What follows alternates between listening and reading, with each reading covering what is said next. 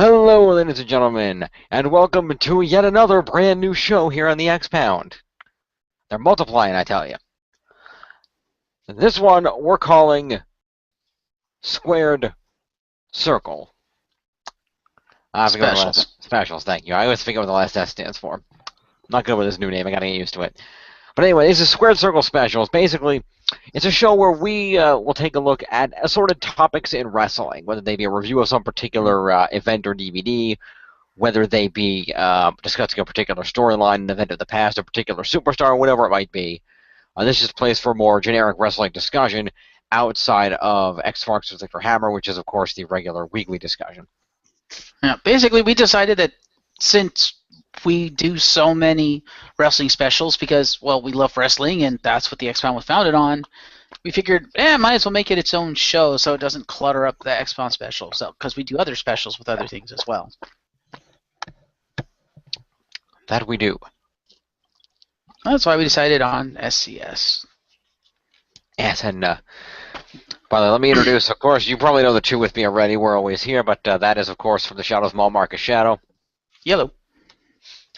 And over on the other side, being surprisingly quiet today, from the Mole Hole is Chriz the Mole. And hello. It's 4 in the morning over there, dude. Fair enough. And thank you, Mole, for coming up with the name of our new show, by the way. Yeah, that's fine. All right. So, we're here today to discuss the WWE Hall of Fame induction ceremony of 2015. We would have liked to have covered this on Saturday night before WrestleMania, but unfortunately, due to already having to record Around the Pound and another review, there just wasn't enough time to get through and watch 4 hours of induction ceremony and then have time to review it and everything without being up until ridiculous hours in the morning. Even more ridiculous for Chris the Mole, who's, of course, 5 hours ahead of me and 8 hours ahead of Marcus. Mm-hmm. So we decided that... yes? Nothing, I just said yes. Yeah. So we decided that we're going to come back to this now and take a little look at it. It's been less than a week, so I think it's still relevant.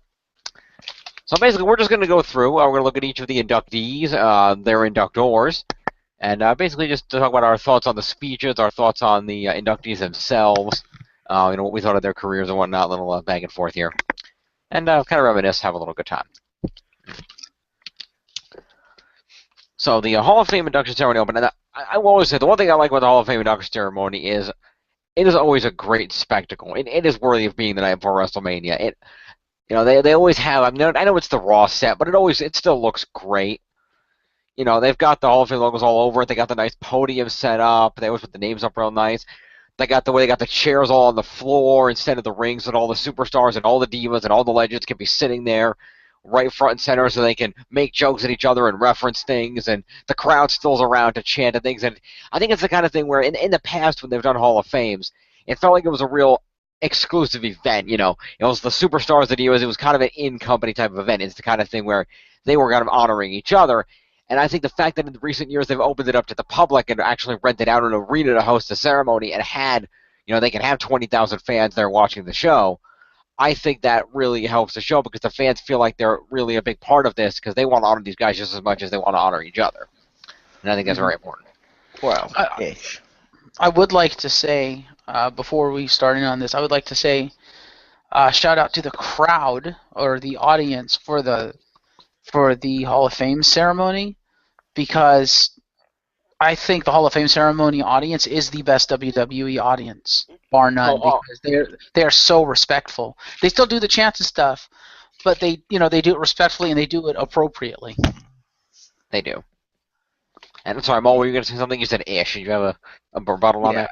I did not like this year's Hall of Fame crowd. Really? Mm-hmm. Yeah, because they kept doing dog whistles every time any woman went on the stage, including Ultimate Warrior's widow, to do a serious speech, and there were dog whistles every time there was a female, and it just seemed a little tasteless. Fair enough. Yeah, I would have to agree with you on that. If such is the case, like I said, I must have missed the whistles because I don't remember hearing any wolf whistles. But if they were there, then yeah, that's tasteless. Yeah, I must have missed it too. Basically, every time a female came out on the stage, all you'd hear is woo and woohoo and all the whistle, wolf whistles and shit like that. It's oh, fuck off. I Fair kind of enough. miss the old like '90s ones when it used to be just the superstars. I like them Mm-hmm. because they always used to get a nicer building too. Mm. Fair enough. Listen, I think they started going with an actual arena because that way they could fit all the fans in there and have a big audience, and the fans could feel like they were a part of it, and WWE could make money off it. So Yeah. I'm I thinking think the it money actually was probably the larger reason that why that they did that it. that may in and of itself be disrespectful, but yeah, it's Yeah. probably just the money, and we'll get to more of that later. But it may just be the money factor due to the fact. I'm sorry, the fans shouldn't be there. It's like if you watch the Oscars, as George Lucas goes up there to like give an award or something, as he goes up there, you don't hear the crowd suddenly start doing R2D2 noises at him. that'd be hilarious if they did, though. Yeah, but you don't get that. The reason, and Yeah. as a result, that seems classy. This one Yeah. seems really not classy, and it's like I kind of liked my award shows to have some sense of decorum. Well, you must really hate the Slammies then. To be fair, the Slammies are more rigged and stuff, so that's like a fictional thing. True. And yeah, I can understand you're right, and there's a certain sense of decorum, but I think to some extent or another, outside of the money, I think this is kind of WWE sort of embracing what they are and the simple fact that they have rowdy, rambunctious fans who are just that passionate, and that that's part of what makes it great. And the fact that one of the inductees went out there and thanked those fans for being those rowdy, awesome fans and remembering and said they remember each and every one of them and who they are. I think having them there is kind of respectful that the fans get to pay their respects and the legends get to thank the fans in person like that and have that going there, and they can feed off that crowd live like they did in the past. I think that's a lot of fun to see. I can understand that it's also disrespectful to some extent, but I think it's sort of become embraced that, hey, yeah, it's disrespectful, but in all fairness, we're the company where guys run around and hit each other with folding chairs. We're not the respectful company. Yeah. Yeah, I just kind of liked it. Like in the past, when the Slammies used to be like a more, like you would put exclusive club, like the early settler '90s ones and stuff like that, and you'd have like all the wrestlers around in suits, and it just felt really tight knit, if that makes sense. Right. Whereas now it doesn't feel that good with all the crowd there. And it's like, well, if they want to thank the crowd or something like that, that's what the WrestleMania part's for, where they parade them around like cattle. That's a whole nother story.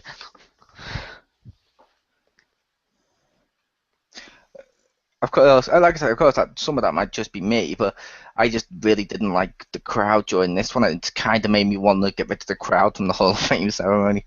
Which is fair enough. Like I said, everybody has a different opinion. I can understand how some might find that disrespectful. I certainly understand that. But anyway, let's get on into the ceremony and the actual speeches. Red carpet? I did not see the red carpet. If you two would like to cover it, feel free. Okay. I don't know about Marcus, but I will say, ironically, my favourite part of the red carpet was a complete surprise to me. Mine was not a wrestler. But I don't know if Marcus's was a wrestler or was something else. My favorite part? I didn't really think about favorite part. Why? What was your favorite part? My favorite part was Mark Henry's kid. Yeah, his kid was cool. What did Mark Henry's kid do? His kid was awesome. Mark Henry's son was there, and the guy interviewed Mark Henry's son. He's like, so why'd you like coming to the Hall of Fame ceremony with your dad every year and stuff like that? And he hands him he puts the microphone to him, and instead of it being like a normal answer that kids would normally give you, like a WWE kiddish answer, the kid just looks straight at the camera and very respectfully and really, I don't know how you'd put it, but really, he was really well spoken and stuff. Addressed the fact he loves seeing the older wrestlers. He loves being able to respect them and the business that his father's done and all this. And as he's doing this great speech, behind him you actually see Mark Henry's face light up with pride, and it's like that was just a great moment. Nice. I'm gonna have to go back and watch the red carpet. Yeah. Oh, I was also going to mention with respect to the red carpet. And in response to the whole fan thing, it made me remember what Ron Simmons said. For those of you out there, that's Farouk. And and because they interviewed him, who I think that was the most I've ever heard Ron Simmons actually speak on camera, which was cool. But because they had asked him, I think Renee was the one interviewing him. I can't remember. I think it was Renee interviewing him. But they asked him like, it's cool to see you here. How are you liking this? How's your career now as opposed to then seeing all these people go into the Hall of Fame and stuff. He's like, it's really cool to see the Hall of Fame, but he was like, my career now is at the best it's ever been. He said from about 2008 onward. He's like, and that's because I'm not wrestling anymore. It's because he said you got to realize when we're on the road, we don't actually get to really meet the fans and talk to them and stuff. But now that I'm not hitting the pavement every day or every week to go wrestle and stuff, I can actually come out to these fan access things. I can actually spend some time with the fans, just walk around and talk to them and stuff, and actually get to know them and, find out how much I mean to them. And that's the really cool part about what we do, and I'm glad I get to do that now, and that's why this is the best part of my career. And I was like, huh, I hadn't actually thought of it that way. So I have to give mad respect to Farouk for that. I'm like, that's actually kind of cool. And I'm sitting here thinking, dude, you need to speak more. You need to say more than just damn. It's cool for you to come out and say damn, but come on, dude, you can talk. See, I might not have seen that much of the Attitude Era, but I know he can talk because I've seen APA promos. He might not be that being eloquent, but I know he can talk. Mm-hmm. I will say, that is pretty cool. Although, part of me does slightly wonder if that's a, I don't know, public relations answer. Only because it was only like a couple of months back when he mentioned one of his favorite parts of his career was when he won the WCW Heavyweight Championship as one of the first ever black men to hold the title, and it was all over the news. It was everywhere, and he kept getting told by black students and stuff like that how much he inspired them and how they felt they could do anything. And he was like, I realized at that moment I'm a huge role model. At that moment in time, I was pretty much like Obama is now to people and stuff like that. And I was like, that's pretty cool. I could totally see that being one of his best moments, or the best moment of his career, if that makes sense.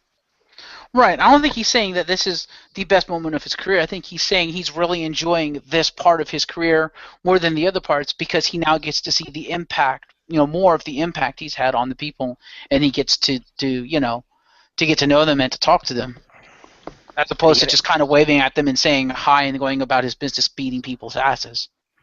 And he gets to not walk around in constant pain from getting his own ass beat and having to beat people's asses. Yeah. That too. Fair enough. Anything else on the red carpet, guys? To be fair, the red carpet it felt like a normal red carpet event you would see at most award shows. Mm-hmm. The host, that Maria, whoever she made it feel more legitimate. I loved Renee asking questions like, so who are you wearing? Isn't that a question you're supposed to ask at the red carpet? Yeah, Maria Menounos. She's awesome. Also, and Jim, you might appreciate this one. Maria Menounos is apparently a huge Dusty Rhodes fan. Okay. And because she was there with Cole. She and Cole did the tag, the duo thing with the interview, and they interviewed Dusty Rhodes and Cody's wife.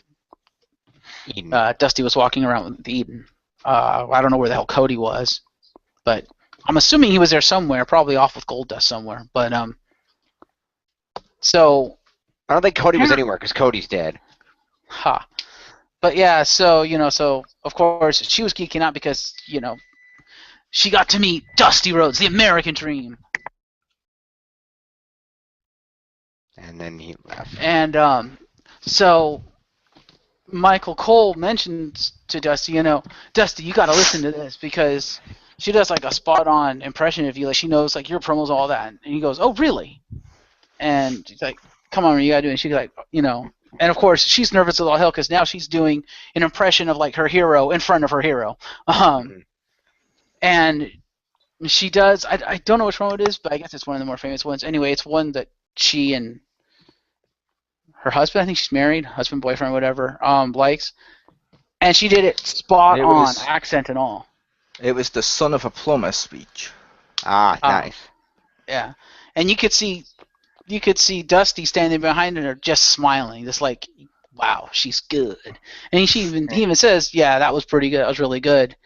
And then at the end of it, and I loved this. At the end of it, Cole turns around like, well, Dusty, we've heard from Marie, we've heard her do your lines. Why don't we hear some from the American Dream himself? And he said, well, my favorite one, and he did his favorite one of oh crap, what was it? I just had it in my head. I've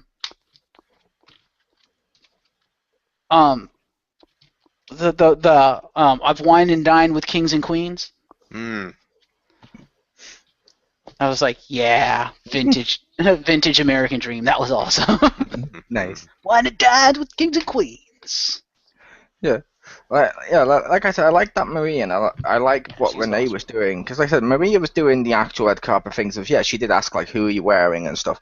But the reason I mentioned Renee when I said the way I said it is Renee actually said the sentence to someone, so who are you wearing? And they were like, what? And she goes, I'm sorry, I just thought that was the question I'm supposed to ask her one of these things, and then asks actual wrestling questions. And I'm like, that's brilliant. And I also love. Go ahead. I'm saying that's good of her, because there's actually recently, I don't know if you guys seen this on the internet, there's actually been a campaign to stop that kind of bullshit red carpet questioning that goes on in award shows, because you always see this at every award show when people are coming on the red carpet, and when you stop a male actor or a male athlete, whoever happens to be there, and they start asking legitimate questions about their career, about the awards, about this and that, the movies, whatever it might be, and then when female actors and lady athletes, things like that come down, all they get asked about is their appearance, what dress they're wearing, and how they look, and everything else. That's all they get. It's really kind of sexist, and a lot of women have started a campaign to actually stop that and get women to ask legitimate questions. So if that's true, I'd like to give props to Renee Young for being on top of that. To be fair, it's not just women that get asked that. The reason why is every suit and every dress that they wear, the reason a load of them have these really expensive dresses is some of those dresses aren't actually paid for. The designers send it to them and send the suits to the guys, because the second they mention, like, oh, I'm wearing Armani or I'm wearing Gucci or whatever, at the red carpet they mention who the designer is and stuff like that, that designer's going to make a shit ton of money that year. True.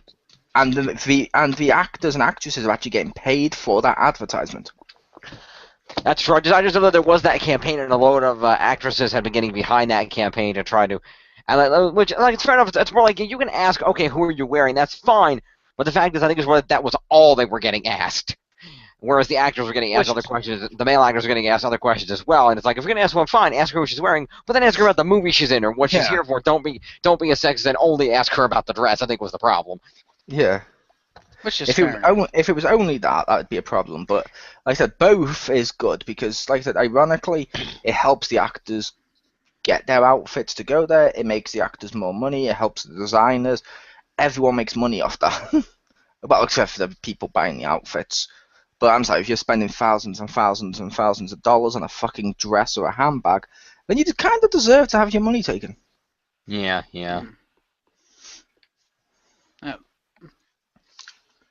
But yeah, like I said, the red carpet event, it felt like a red carpet event, and it was pretty cool. It got you hyped up for the actual event. Yeah, but we got like a Nikki Bella with John Cena, so they are in fact DDP.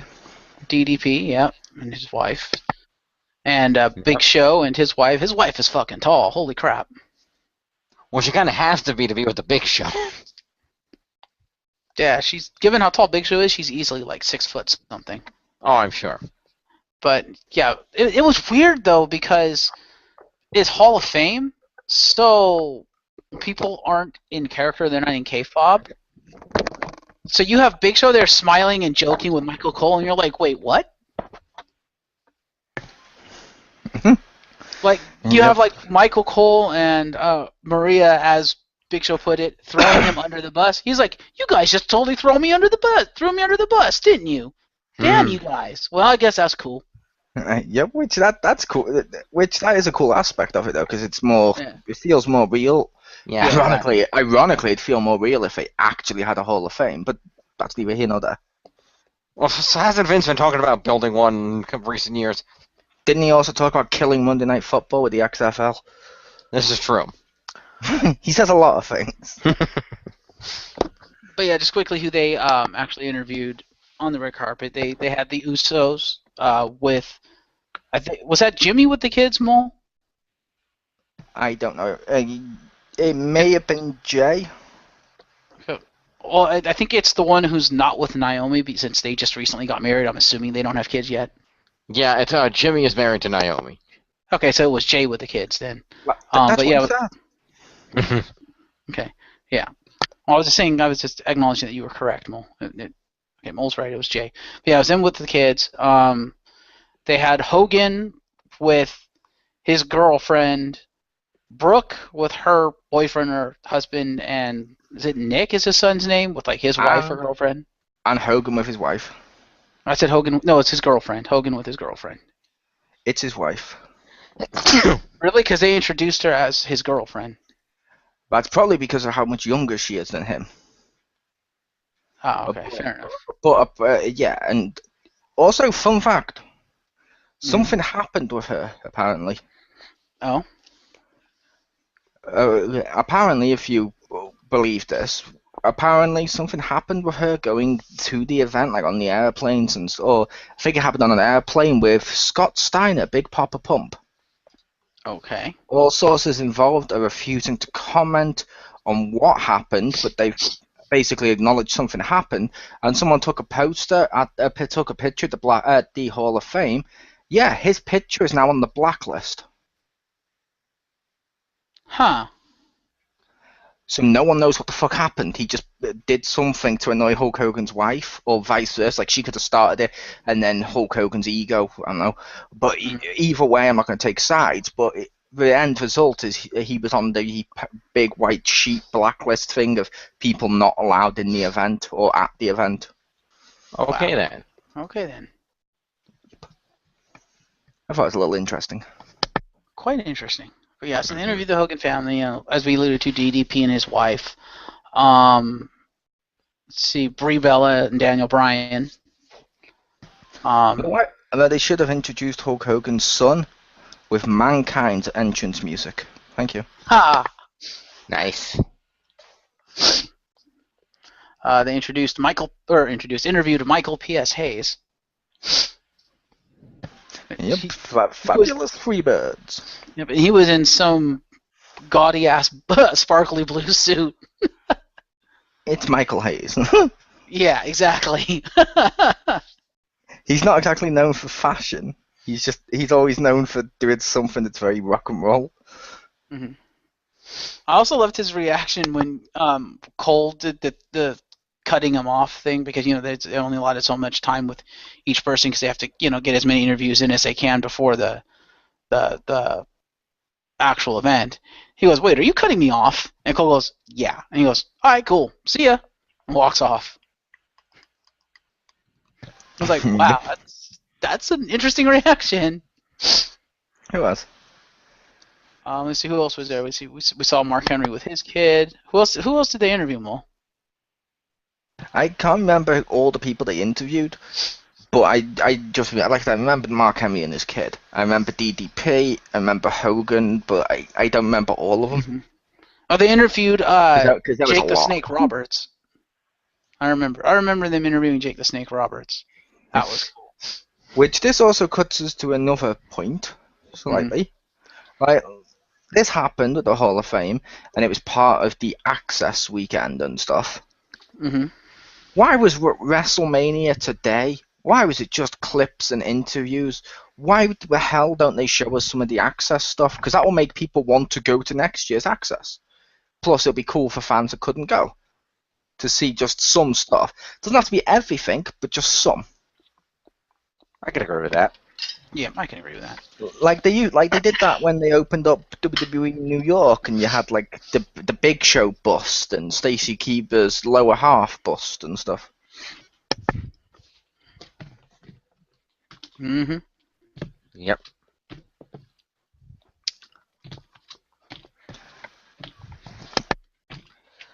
Fair enough. Well, that's all we got for the red carpet. Let's move on to the ceremony proper, shall we? Absolutely. Yep. Alrighty. So the show, the special opened up. Everybody looked really nice. It was one of the things that was mentioned over the course of the show was how nice everybody looked all dressed up and how cool. Well, I think it was Ric Flair that mentioned how cool it was to see everybody all dressed up and looking good and all the young people and everything else. So we open up with the show. We see the audience. People are cheering, going nuts. And we introduced to our host for the evening, Jerry the King Lawler, who I will say did a great job. Well, Not that he had to do much, but Oh yeah, they interviewed him too. Him and his girlfriend. well, I did miss two people. okay. I miss Rey Mysterio being with WWE at this time, and I also miss Kane having his mask.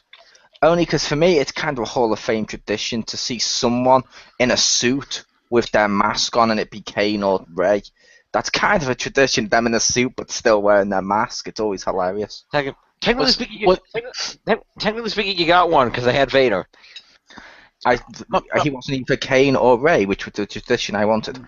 I was gonna say, was Sin Cara not there? Or Callisto? Are either one of those two Kane or Rey? No, but I was thinking Sin Cara would be at least close enough. He's the new Ray. That's racist. Fair enough. That is racist to say he's close enough just because he's a Mexican in a mask. Nothing to do with him being Mexican. It's the No. fact that he is a masked luchador and wrestles a similar style and has a flashy costume that's kind of like his. Yeah, Rey had like a half with it, like a different style of mask, and Bro. Rey was also a veteran by the end of it. This is true. Fair enough. Jerry Lawler was our host for the evening, and he did a fine job. And Jerry Lawler began by introducing us to the first inductor of the evening. And that was Jimmy and Jay, the Usos. And of course, before each induction, there was a video package chronicling the. I think it's the same packages that they showed on Raw to hype it up. The video package for each of the inductees. Mm-hmm. So we see the video package for Rikishi, and his sons Jimmy and Jay, the Usos, come out to the stage and give a nice speech about their father growing up, and what was and about the proud Anoa'i family, so on and so forth. I like their speech and how they delivered it. I was like, they seemed a little in character because they were still a little cool, but at the same time respectable. I was like, why don't they talk more? Yeah. I can agree with that. Because when they let them talk, they go out there and they talk about their father's ass. That's because kind of they have to. I know that was a joke. But yeah, there is some jokes about Rikishi's ass, which was funny. The Sting face jokes were in full force, so on and so forth. They gave a good speech. It was very nice to hear the reminiscing of the how it was growing up with that type of deal and how they followed in their father's footsteps and whatnot. That was really nice to see. Rikishi was introduced and he came out and he gave and I honestly, listening to Rikishi, it's been so long since I've heard him do anything. I kind of forgot what he sounded like, and I forgot that he I was always worth seeing Rikishi dance unless hearing Rikishi talk. So when he started talking and he actually did have that Samoan inflection, it kind of threw me for a second. I'm like, oh, I always forget he's Samoan. He has the inflection. Were you surprised he hadn't done anything for The Rock? That too. I was surprised he didn't mention that. I was also surprised The Rock wasn't there because he was there. I don't know if he was particularly at that event, but he was fucking there because he showed up for WrestleMania, so we know he was in the city. Yeah, but not necessarily. He might have flown in the next day. You don't know because The Rock is virtually powerful enough to have flown his private jet in, appeared on WrestleMania, and then flown back out to his movie at the end of the day. Right. You would have also thought The Rock would have shown up for Rikishi's induction. Come on. You would He think. may have actually been there either backstage or otherwise, because, like, for example, a tradition in Hall of Fame, as past Hall of Famers who have even left WWE have said, like, you'll notice you never see Undertaker in the Hall of Fame because he doesn't want to break character because he holds that tradition, he's that old school, but he is backstage. He does congratulate every Hall of Famer, he does talk to him. Because The Rock coming out at WrestleMania was a big surprise, Triple H and Stephanie or whoever's doing booking it and stuff might have put him backstage in like the VIP-ish area that we don't see, just so you don't go, oh well, The Rock's there. When's The Rock gonna come out and help someone? Yeah, true. That makes sense. True. I do have to say though, it was weird seeing Rikishi without the goatee. Because you don't see him clean shaven. He came out clean shaven. I'm like, whoa, you look weird, dude. Yep. You know, Rikishi gave an excellent speech honoring the of course, legendary Anoa'i wrestling family, the Samoan dynasty, all the way back to the High Chief Peter Maivia, the Wild Samoans, Afa and Sika, Umaga, Manu, all the members of the family that, down to the Usos and Roman Reigns, and The Rock, all the members of the family that were in the business, and how great it was to be a part of that family, and talking about how he remembered, each and every fan, each and every arena, each and every character he played, each and every match, each and every stink face. And how he was apologized to his sons for not being able to be there all the time, and how his family supported him. He thanked his father who was there, his mother who unfortunately passed away and could not be there, his wife. It was just a really nice speech honoring the family aspect and how that drove his career more than anything, and I thought that was really nice. Yep. And I do have to say here, I know I said at the top of the show that I liked that the fans respected most of the people. Yeah, this was the one time where I was like, yeah, fans, fuck off. This is probably the only time in the entire Hall of Fame thing where I was like, yeah, no. Because, I don't know if you noticed, Jim, but when he mentioned Roman Reigns, there was quite a chorus of boos. And I'm like, really? At the Hall of Fame ceremony? Yeah, I noticed that. But luckily Roman managed to maintain his mild smugness. Mm-hmm. I mean, granted, it was less than normal because, again, Hall of Fame ceremony and probably just the people that were in there, but still, it's like... And there was also less than normal amount of fans. That's true. Because obviously a big chunk of the arena is being taken up by all the people on the floor and in the early and lower sections of the stands, so... But yeah, that's probably the only thing of the fans that night that I didn't like. I was like, really? Come on, guys. Yep. But as for the rest of it, they were remarkably respectful, and I was like, okay, kudos. But it was weird when the crowd started to boo Roman Reigns, and then the camera cut to Roman Reigns. We clearly saw someone next to him. I can't remember his name. Damn it. He was in Guardians of the Galaxy, but I don't know why he just passed him a torch. Was he actually there? I don't know. And I don't think he's carrying a torch for the sole purpose of passing it to Roman Reigns when he gets booed. There you go. There you go. Come on, we all know they were saying boo earns. Yeah. I was saying Booker T. Ah, nice. Thank you. All right. Maybe they're saying boo schwackers. Maybe. Did you want to mention your little tidbit about this speech, Jim? What was my little tidbit about the speech? Involving a certain two people that he didn't mention. Oh, yeah, that I should bring that up. Well, they were shown in the little promo video. During the course of the speech, Rikishi was thanking people and mentioning things. He did not mention his former tag team acquaintances, the members of Too Cool, of course, Scotty 2 Hotty and Grandmaster Sexy Brian Christopher. And apparently Scotty 2 Hotty took offense to this, and he went on Twitter and expressed his generally feeling upset or let down or what have you, that feeling that, no, obviously it's not their night and it's Rikishi's night, but he felt that he and Brian Christopher at least deserved a 2-second mention over the course of the speech, and he seemed to be a little upset that they were not mentioned. You may consider that to be a dick move on his part, and it kind of is, but... Actually, I would make the case it's not a dick move on his part. Who was it now? Someone actually commented on that. I wasn't sure if you'd seen that comment, that was all. But someone commented on that. The reason I can't remember who was who commented, but someone mentioned that the reason he hadn't mentioned those two in the Hall of Fame speech was intentional on Rikishi's part, because, yeah, they all parted ways and decided to tell each other to fuck off, basically, after an independent booking fiasco where they all basically started to hate each other because of a big, massive argument. So they're not talking right now. So he's like, well, we've fallen out. Why would I mention you? This is true. So I'm like, to be fair, it's kind of a dick on Scotty 2 Hotty part to try and get attention from Rikishi's Hall of Fame induction. Now, no, that was what I meant. I was calling Scotty Tuhati a dick, not Rikishi. Oh, I thought you were calling Rikishi a dick for not mentioning him. No, I was calling Scotty Tuhati a dick for trying to drag attention to the Hall of Fame ceremony. No, Rikishi had all right not to mention him if he did not want to mention them. That's perfectly fine. Ah, then I will say, my bad, I misunderstood. No, that's okay. No, yeah, I don't think it's. I like that. That's if they fell out, that's so be it. Now, I will grant on the one thing on the counterpoint is that it was kind of pointed out later in the night. I don't remember who mentioned. I think it was Lady Popo, but somebody mentioned something to the general effect of something about life is too short to hold grudges. So irony. Yeah, that was Landy Pofo. Yeah, but anyway, is it Pofo or Pofo, Mo? I don't know. I think it's Pofo. P-O-F-F-O. We'll go with Pofo. I know that's how it's spelled, but you could pronounce it either way.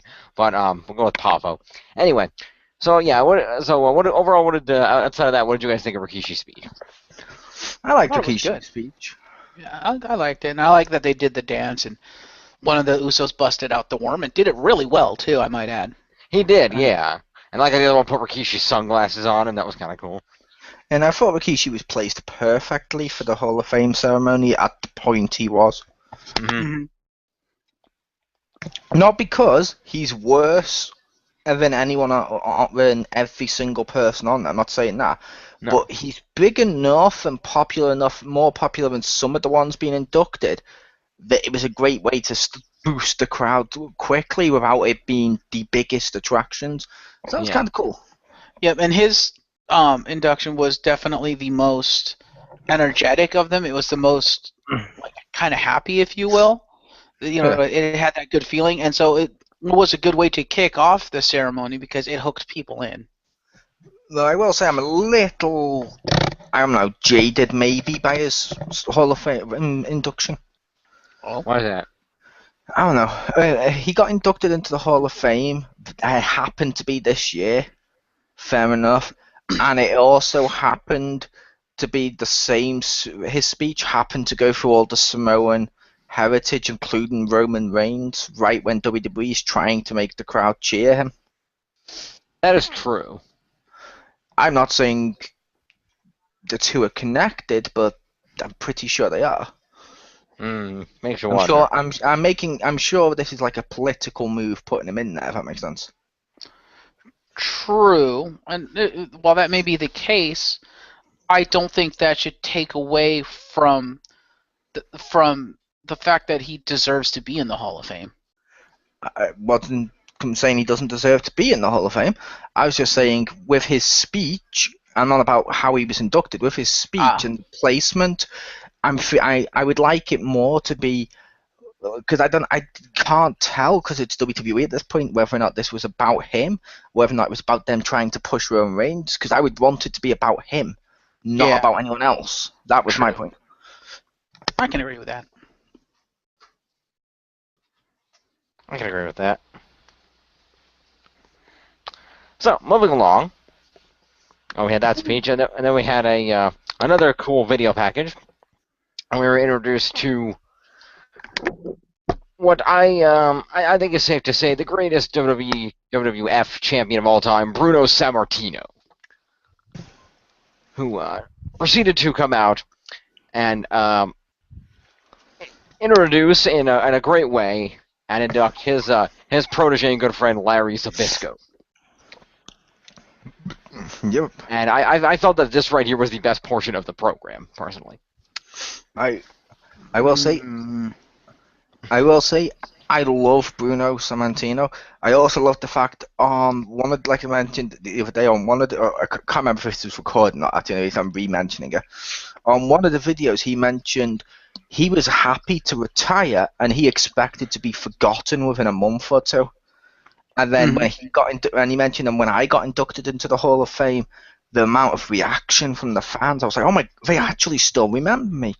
And I love the fact you see people, and I don't mean any disrespect by this, but you see people, old wrestlers like Hulk Hogan, always clamoring for the spotlight, or you see old wrestlers like Jake the Snake Roberts, who are like basically one dose of drugs away from an accidental suicide and stuff like that. And it's like I'm not wrong, but it's I know, like, but that's what you and should you say.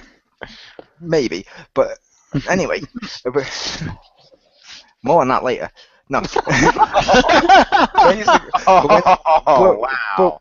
but when you look at Bruno Sammartino, he's basically he looks still in shape enough for his age without overly reaching. He's in a suit and stuff, and he's always respectable. He's always smart. He always has that element of class about him, and I'm like, that just means to me he just seems like a stand-up bloke. Mhm. He didn't let his life revolve only around wrestling, so it fell apart. Like some Right. people, or he's not always trying to get rid of the younger talent so he can get his 5 seconds of fame back. Exactly. Also, I gotta say that was interesting because I think in all the years I've known you, I think it's the first time, despite you being British, that I've ever heard you use the word bloke. Very nice. Thank you. Anyway, yeah, Bruno Sammartino came out and he gave a great speech, talking about how how he met Larry Zbyszko because they happen to live in the same town, and Larry Zbyszko at 16 years old was a huge wrestling fan and loved Bruno, and basically he just kept coming by Bruno's house and basically harassing him until Bruno agreed to train him. And Bruno's finally like, all right, I'll train you. But he made sure that the kid graduated high school. He made sure that Larry went to college and got a degree, so he had something to fall back on. And then he took him and he trained him, and eventually he got him into to Vince McMahon Sr., who got him into the WWE. And he gave a great speech. And then Larry Zbyszko came out and kind of reiterated the story from his perspective. And Larry Zbyszko gave an amazing speech. Like, I was crying listening to that speech. It was amazing. And just him talking about, how much the business meant to him and how much it meant to him to come through, that to come through that whole journey and all the things that he had seen, all the things that he had done, and how amazing it was that that boyhood dream they had so long ago, and he was able to make it come true, and how Bruno was there for all of it, and he did that little thing at the end where he's talking about what is it, 40 however many odd years ago I went through, I was 16 years old and I crawled through a rabbit hole in Bruno Sammartino's back hedges, and there was Bruno and he was holding the door open for me. And I just came out of that rabbit hole just minutes ago, backstage there, and there was Bruno again, holding the door. I was like, oh, that's awesome.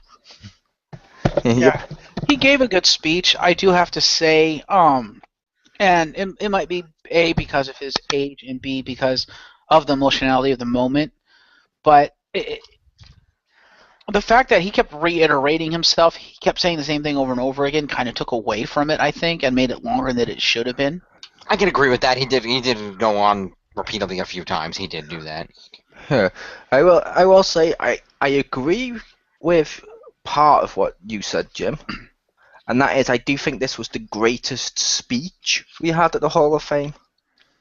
It's not my personal favourite moment of the Hall of Fame ceremony, but it was a great speech and a great from both parties, which that's pretty cool. Indeed. And you'll also notice, just to further slightly hammer home the point of Bruno Sammartino not being a Hulk Hogan, you'll also notice he didn't use his chance at inducting someone to basically offer a match to Stone Cold Steve Austin. Do you remember when Hogan tried to do that? Yeah.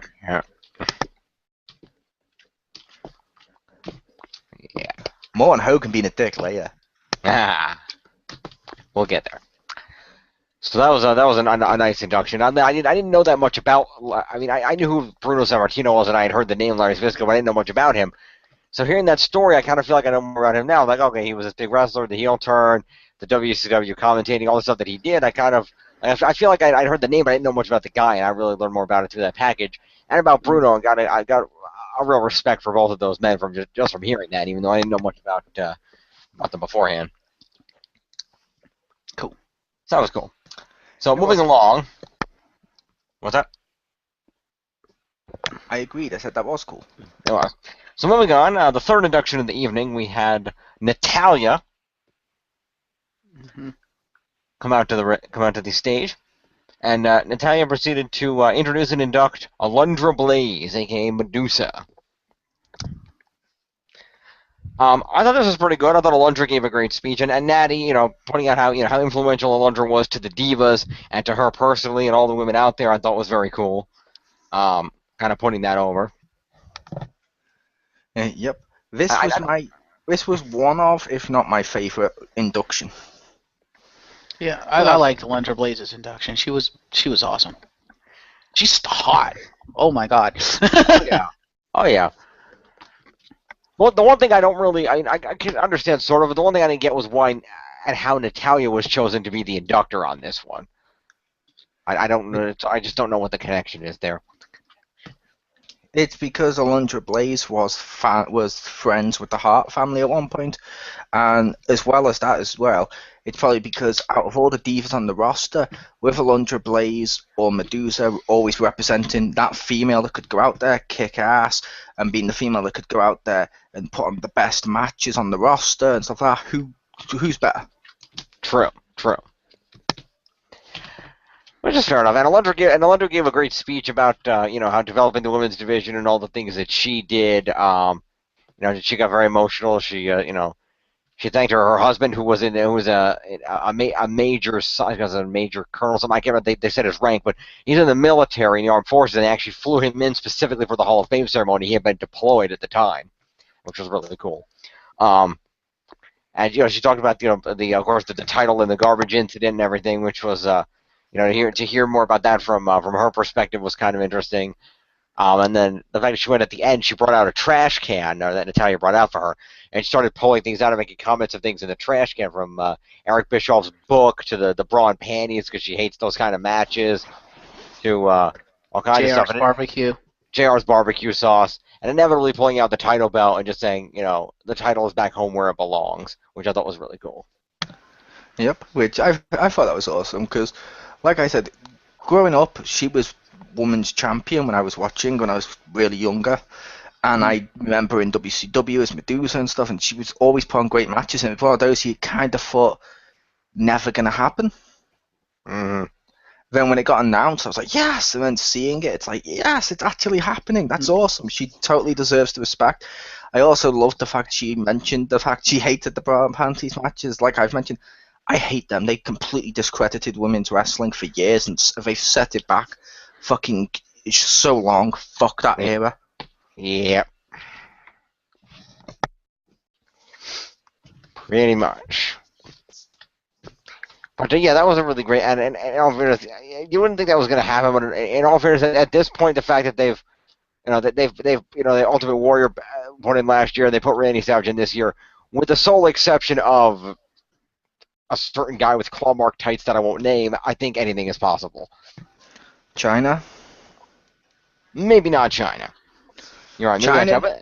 China needs to go in, and it won't happen because of his her widow. And her choice of career. No, I was gonna say it won't happen because of his widow, but Owen Hart needs to go in there. I can agree with that. And that's also because, in all fairness, I think that's possible because if Brett sat down and had a conversation with her, he might be able to convince her. But I don't know. We'll see. Considering she tried to sue WWE for the fact Brett wore a T-shirt with him and his brother together on TV, yeah. Fair enough. That's probably not going to happen until she dies. All right. Yeah, we shall see. I also like the fact that Alundra Blaze took the title, put it on her shoulder. She was like, wow, that feels awesome. And then she goes, by the way, just for the record, I am the reigning women's champion, and if any of you divas out there want this belt, come up and try to take it from me. But be warned, I will kick your ass. And then said she was joking. Because she's not out of shape. Although she is in pretty good shape, which is probably because she always does monster trucking. Yep. Yeah. She's the reigning 2-time monster truck champion, so... Yep. Yeah, she mentioned as one of the few women to conquer 2 male-dominated industries, so that was pretty cool. Yep. Yeah, she may not be in total wrestling shape, but if JBL has taught us anything, as long as you're in any kind of shape, you can still wrestle. Because, I mean, look at JBL. He's lost all his muscle tone. He's fucking you mean the guy who got took out by one shot by Brock Lesnar last night on Raw? I buried under a really flimsy-looking cardboard table. Is that the same JBL? Oh, okay. It's also the same JBL who clothesline from hell the Ascension. And needed like 9 other dudes to help him. Exactly. I think, despite the fact that he's not bulked up, I think if he had to get in the ring, he could do it because he's still in good shape. He's just not in like muscle building shape. Yeah, but like I she mean, because mentioned, like she mentioned with the title when she said, "Yeah, I'm not in wrestling. I'm not in shape to do it." Yeah, it'd be cool to see her do it, but at the same time, that's her basically saying, "Just because I'm old, don't suddenly think Right. I'm better than any diva out there." I'm giving props to them because it's always disrespectful. I think when you get the old guys just beating up the young guys just because they're old. Hogan. Yeah. And just to give you an idea of what kind of shape John Layfield is in, because I just remember this, they interviewed him for the red carpet, and apparently he went and climbed a mountain before he came to the ceremony, just for exercise. So yeah, dude climbs mountains. I think he's in decent shape. Which means he climbed a mountain, and yet he was still unable to get past the conqueror, Brock Lesnar. Thank you. Hey, he's a beast, not a mountain. He's the mountain of a man. Yes, he is. No, that's the Big Show. Big Show's more rounded. He's a hill of a man. Nice. But no, this was important. Like I said, this was important for the industry. I feel Alundra Blaze, and the fact when she pulled out the title and she mentioned it's how much and as she put it, the women's wrestling division meant and stuff like that. It's like that's great. And she kept highlighting women's wrestling, and I'm like, that's brilliant. Yeah, she's like, see this? This is a women's wrestling belt. I was like, yes, it is. Yep. Now, I will say that doesn't mean I still don't hate the Divas belt, but I did like hearing her address women's wrestling and stuff, and how, like I said, with just how important she was, because she always gets cast aside and stuff, and recently they've started to acknowledge the fact she was one of the first shots in the Monday Night War and all this. It's kind of cool. It's like, yay. And like they've done with other Hall of Famers, I'm hoping that means we'll get unscheduled appearances by her. Maybe, that'd be cool. That'd be awesome. And I've seen this was just announced. Next week on Raw, Alundra Blaze is going to fight Arn Anderson. Ha! Why not? She did take on JBL. Not JBL. She did take on JR. This is true. And I'm kidding with that. That was horrible. Yeah, don't justify that, please. I like WCW, but Oklahoma, whatever the fuck he was called, was fucking ridiculous, and that storyline was stupid. Yeah. Moving on. Next up on the list, we had the presentation of the first ever Warrior Award of the Hall of Fame, in which Dana Warrior came out to basically with the lovely Ultimate Warrior statue and the lovely trophy with the Ultimate Warrior face paint mask on it, and gave a speech about what the award meant in terms of her husband, and thank you for supporting her family, and then turned it over to Daniel Bryan to present the Warrior Award to Connor McCallick, whose father, Steve McCallick, accepted it on his behalf due to Connor's passing. Connor, for those of you who might not know, Connor McCallick was an 8-year-old boy who was diagnosed with, unfortunately, a pediatric brain tumor. And he brain passed. Cancer. I believe it's pronounced Mahalik. Mahalik, thank you, Mahalik. And I was diagnosed with pediatric brain cancer. And he passed away, unfortunately, several months ago.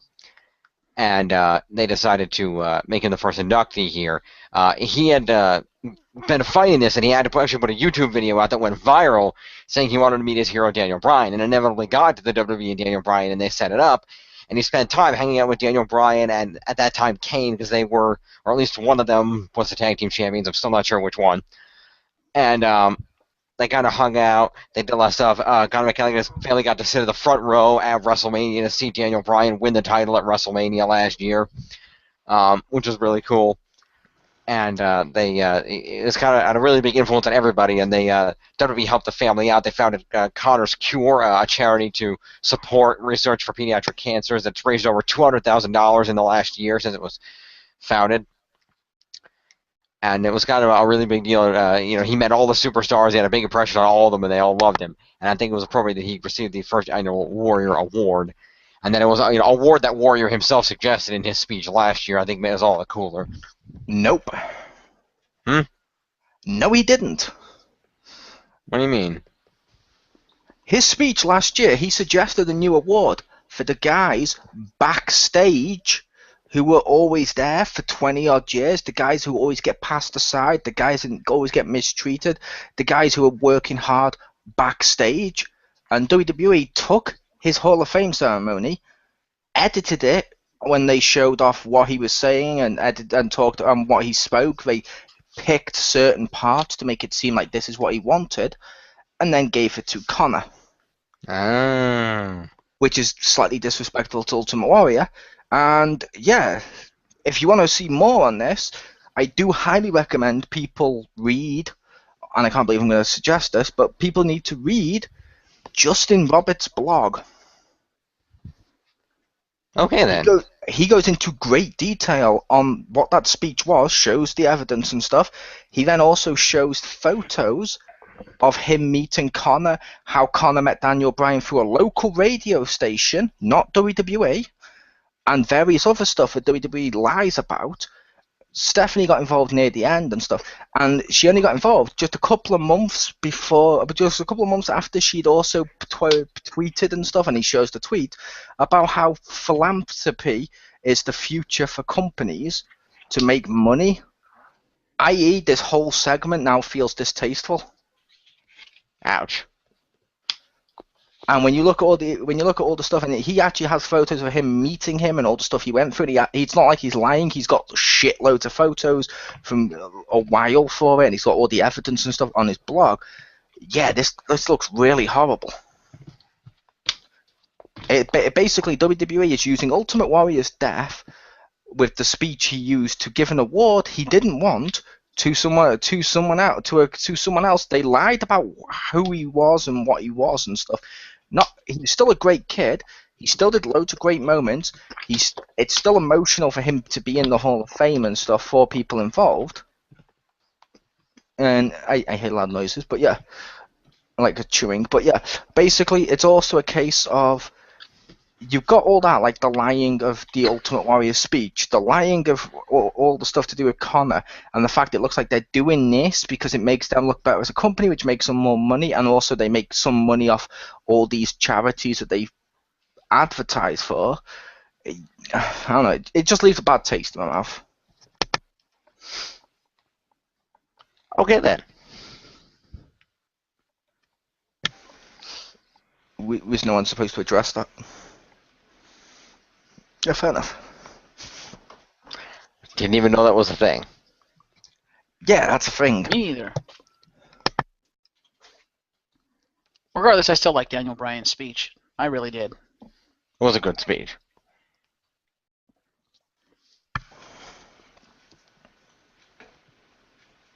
I kind of didn't like how Dana Warrior made it all about the Ultimate Warrior, although I can kind of understand why, as this was kind of therapy for her a little bit, and she wanted to publicly, thank the people that helped her, which is fair enough. I think this was probably the wrong forum to do it, but it was probably the only chance she was going to get to do it. So, I think it's a matter of the fact of the matter is I think it worked only because this was the one where they actually had one of the awards they had two people because they had three speakers into the award because it was a Specialty Warrior award. She was there to address the award itself, not necessarily the recipient. She did mention Connor at the end, but she was there to address the award itself and about what it meant to be the Warrior and everything else, and how thank everybody for having this award and for giving her husband this honor of naming this award after him, which she should have a right to do. And then she introduced Daniel Bryan, whose job was to talk about Connor and actually kind of be the inductor. So I think it did kind of work. She could have talked more about Connor, yes, but in all fairness, I don't think she ever met him, so that could be kind of hard to do.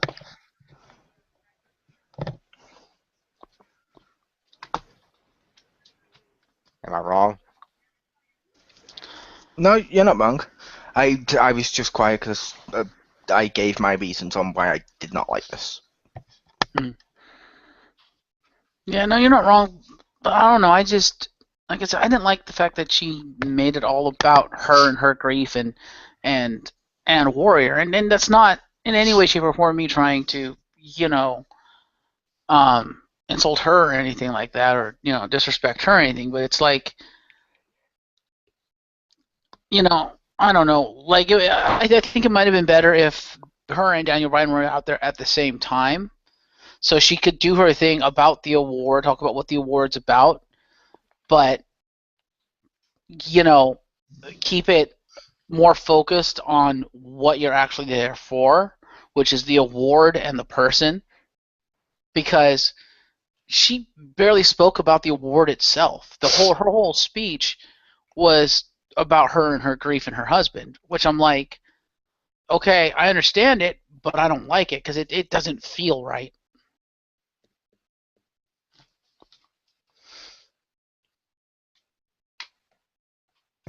And if what Mole says is true, which it sounds like it is based on what Mole has said, then I find it hard to believe that Dana would go through with something like that against the wishes of her husband.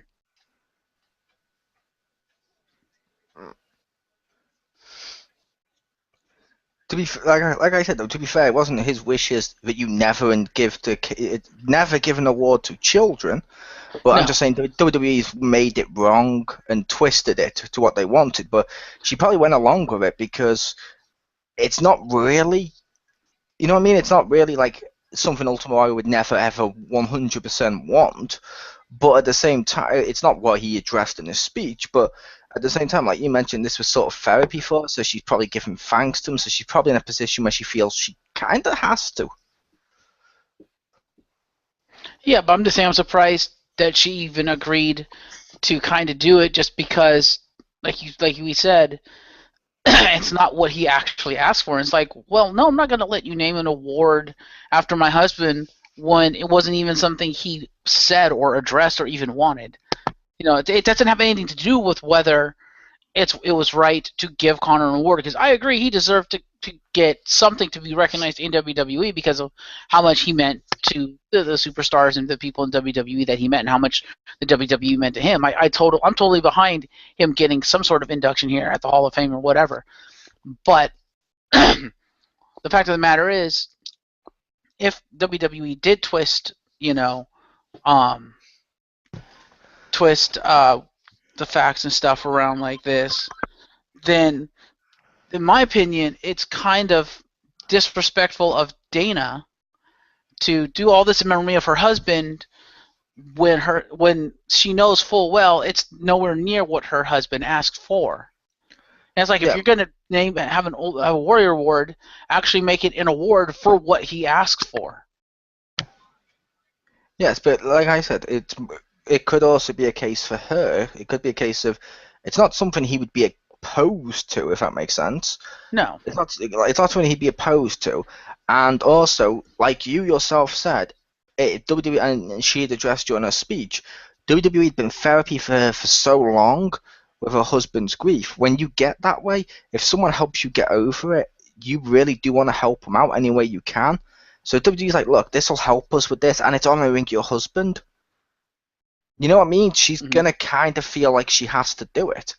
A, because they've given so much to her, and B, because I know it sounds nasty, but they will have manipulated it enough that she would want to do it. Mm-hmm. And see, the ironic thing with all this is it's appropriate that it's the Warrior Awards, because as she pointed out and as they've been pointing out, what they're honoring with the award is the spirit of the Ultimate Warrior, which totally works.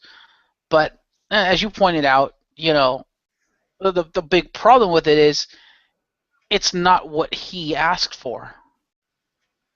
Like you say, he'd be against it, but it's kind of disrespecting his memory to take what he said and twisting it so that you can get what you want. It's like, that, like you said, leaves kind of a bad taste in my mouth. I'm like, yeah, really? It leaves a bad taste in my mouth. I'm just saying I don't blame her.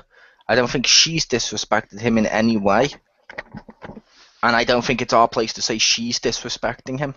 But I feel we can say that about WWE because it's obviously company.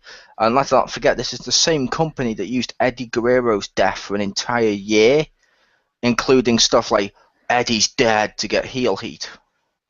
Mm-hmm. True. Not to mention, while Eddie was alive, I'm pretty sure they used him to traumatize Rey Mysterio's kids. To be fair, I know. Apparently, to be fair, I know for a fact that didn't traumatize Rey Mysterio's kids. Fair enough. Only because those two are on. What was it? It's on one of the DVDs I have anyway, where those two comment on their match, and one of the matches they commented on is the Dominic match. They mentioned the reason that worked so well is because Eddie's so good friends with Ray's son, and Ray, obviously. It's not like he just hangs around with the kid. Eddie was so good friends with Ray and his family, and the kids understood the business that well, that the kid had no problem doing it. In fact, for the kid, that was a great moment because he gets to help his daddy and do what his daddy does. Yeah, fair enough. So I'm like, well, yeah, it wouldn't traumatize him, but I know a lot of people like to go, yeah, it's going to be bad because he was such a little kid. Yeah, but he's a little kid that grew up with wrestling. True. It's a kid that kind of understands it, and he was doing the angle with friends, with friends of family at least. So next award. Moving along. After that, wow, that got really sad. But anyway, and not in the way that it was intended to. Next up, because I did not know I did not know who most of the inductors were going into this, so I was pleasantly surprised when we had the return of People Power. Yeah, I liked Laurinaitis. He did a great job.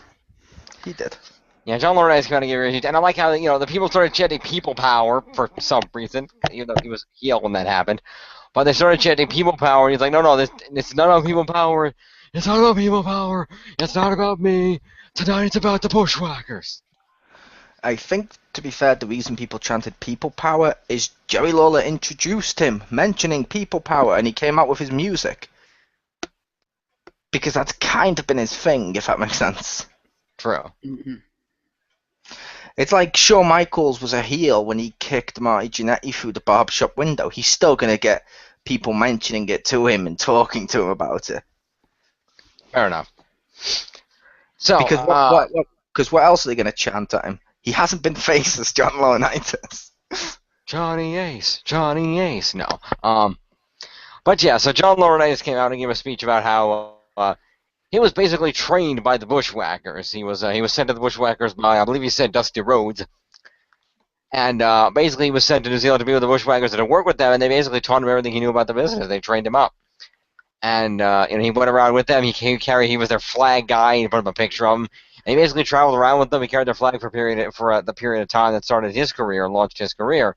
And lived with them, and he had some funny stories he told about them, which is great. And clearly a lot of connection there. And he introduced the Bushwhackers, and they came out, and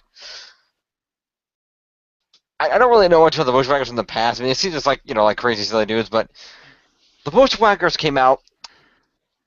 Did one of them go through a time portal or something? Yeah, because one of them looked really older than the other one, despite the fact they looked about the same age. Yeah, because then what is it? What the hell are their actual names? Damn it, I forgot now. Is it like William and Butch or something like that? Yeah, cousin Butch and cousin the other one. I think it's William or something like that. No, it wasn't a fancy like that. It was cousin Butch and cousin. I don't remember his name, but anyway, the Bushwhackers. They came out and they gave a pretty fun speech where they were definitely the comedy highlight of the evening, which is to be expected. And they came out. They started telling some, particularly cousin Butch started telling some hilarious stories over the course of time about different things that they had done, different places they had been. How they went to wrestle in Samoa and he almost got his ass kicked when he was wrestling the High Chief Peter Maivia, and stuff like that. And also cousin Luke. That's the other one, cousin Luke. And going on about how pissed off he was at that one Royal Rumble where cousin Luke got to go out there. He ran in the ring, got immediately tossed out, and kept walking away while he had to be in there for 25 goddamn minutes. Yep. And they were pretty funny. I guess that was pretty funny. So Yeah, I wasn't around for the Bushwhackers. They seem like funny dudes. I do have to say. Oh, go ahead, Mo. I was gonna say I was around during their time because they were around the Doink time. They were pretty fun. They were a fun tag team. Yeah, I do have to say a couple of things. One, at the risk of sounding racist, did anyone, as soon as they opened their mouths and started talking, did anyone else think Aeon? I did not. No, Aeon's from Australia. They're from New Zealand. I know, but they were completely fucking SCS. nuts. True, they were nuts, but they've always been nuts. But yeah, the other thing I was gonna say is they were fun, but I got the feeling, and I don't know if this is true, but I got the feeling they were doing the characters of the Bushwhackers instead of being themselves. That might be how they are. They were a little bit themselves, but they were semi doing the character of the Bushwhackers just because that's what they're known for. That's why they were getting people to do the thing, because let's face it, that's what their careers were built on, to do the little march and stuff. So they were semi in character, but telling real stories and stuff at the same time. Right. So I think it was like a hybrid. Right. Well, I was talking more along the lines of how they spoke and stuff like that. Like, doing the march, doing the, yo, and all that stuff, fair enough. But I don't know, just when they were telling the stories, especially Butch, he's the older one, right? Or the one that looks older. Like, he just seemed way over the top, and it kind of took away from the speech. At least in my opinion. It took away from the experience. At least from me. I don't think that was them being over the top. That just sounded like their normal accent, because that's how they tend to speak. But it like I said, they seemed more like themselves, but just mixing in a bit of comedy here and there. But that might have been me. I don't know which one Jim thinks.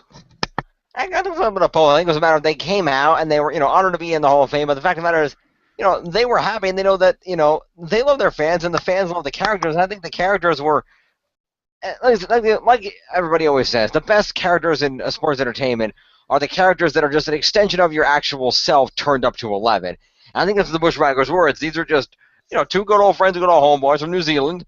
They like going around, and they like like being crazy and being over the top, and that's just what they do. And I think so. It was kind of because they were so excited to be there again. They went a little particularly Butch. They just kind of went into their thing, and they were going over the top and celebrating as the Bushwhackers because that's who they are. Yep. Yeah, and I think I felt that they just, especially Butch, meandered a little bit too much, and it went on a little too long. And I don't know, just they were cool, they were funny. But I think they went too over the top. Maybe it's just me. It was just a little too over the top for me. I was like, really?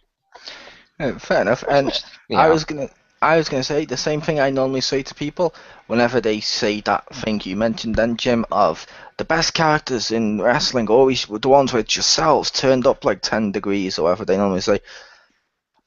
One word: Undertaker. Yes, on a rare occasion, sometimes that will work, but not as commonly as the other thing does. Other word: Sting. Touche. Also, interestingly enough, cousin Butch is actually only 2 years older than cousin Luke. Yeah, one may have used just for man, or it might just be a case of he aged. Maybe. Not as well. Because the younger of the two, it's 68 years old, because 68 and 70 are their respective ages. And interestingly, cousin Luke, at the time 66 years old, actually won a tag team title 2 years ago. He's still wrestling. Nice. And he won the Victory Commonwealth Wrestling Tag Team Championships in Toronto, Ontario, Canada. He was teaming with Odige Thundercloud, and they defeated the Royal Guards, apparently. So, that was a thing. But, yeah, good for him at that age. I mean, considering you see guys like Sting who aren't in the best wrestling shape at 56, and Undertaker at 45. So the fact he's at 66 and still able to do it is pretty impressive. To be fair, Sting and Undertaker are in pretty damn good shape, as WrestleMania showed us. Well, I don't know. Sting might be in decent shape. I wouldn't necessarily call that match good, but. The match wasn't good, but it wasn't because of his shape. It was because of overbooking. Yeah. Fair enough. Moving along. The Bushwhackers were fun, and they had a long 40-year career. So I know you had some concerns about whether they deserved to be in the Hall of Fame, but it seemed like they had a great career and that they were good guys to have in there. I mean, If Coco Beware could go in the Hall of Fame, I think the Bushwhackers could go in the Hall of Fame. I didn't have any concerns about whether or not they should go into the Hall of Fame. I mentioned to you I like the Bushwhackers, like I mentioned at the beginning. I watched them at the time they were. I think I'm the only one here that actually watched them. Probably. But it was a case of, I just mentioned it was a little weird when people like that and Coco Beware get inducted before other more deserving people. And I just mentioned that the Hall of Fame class looked weird at the beginning with all the different types of people they had in it this year. It didn't, like, most of the time they feel like they all belong together. This one doesn't feel like they belong together. Yeah. I don't know. Moving along. Next up on the list there. Mm. We move on to the next induction on the list, and that we had a visit from Ric Flair, Mm-hmm. who came out to induct Japanese legend Tatsumi Fujinami, which was cool. Tatsumi the Dragon Fujinami, creator of such moves as the Dragon Sleeper and the Dragon Suplex. Indeed, indeed. I have to say, Flair's little speech was pretty good. I was surprised that Fujinami did not speak in Japanese. I expected him to do the second half of the speech in Japanese. I kind of was wondering why he didn't do that. They didn't just put subtitles on it up on the big screen so people could read it. That probably would have made it a lot easier for him. Yeah, or well, what I expected is he was going to do the English one first, obviously because it's a Western show. But like you saw, he had like family and friends and probably fans from Japan, and you know they were watching in Japan because, as they said, in Japan he's basically their Hulk Hogan. He's that famous. Oh yeah. And it's like, why would he not do a prepared speech in Japanese? Especially when you have President, because Rikishi spoke in Samoan for 5 minutes. Mm-hmm. I just felt that was kind of weird. Yeah, Especially since his English speech was a little bit short, but then I expected it to be short because, obviously English isn't his first language. English, yeah, so I can So understand I was thinking, okay, his English speech is going to be short, and then he's going to do like maybe like a 5-10 minute, Japanese speech, which would be kind of cool. And then he said nothing. I'm like, wait, what? Yeah. Or at the very least, if you're going to have him do that sort of thing, and have him do his little English thing, and then have him do a Japanese thing, and like have Hideo Itami out there, somebody translating for him or something. Yeah, and I will say I didn't like Ric Flair's induction speech.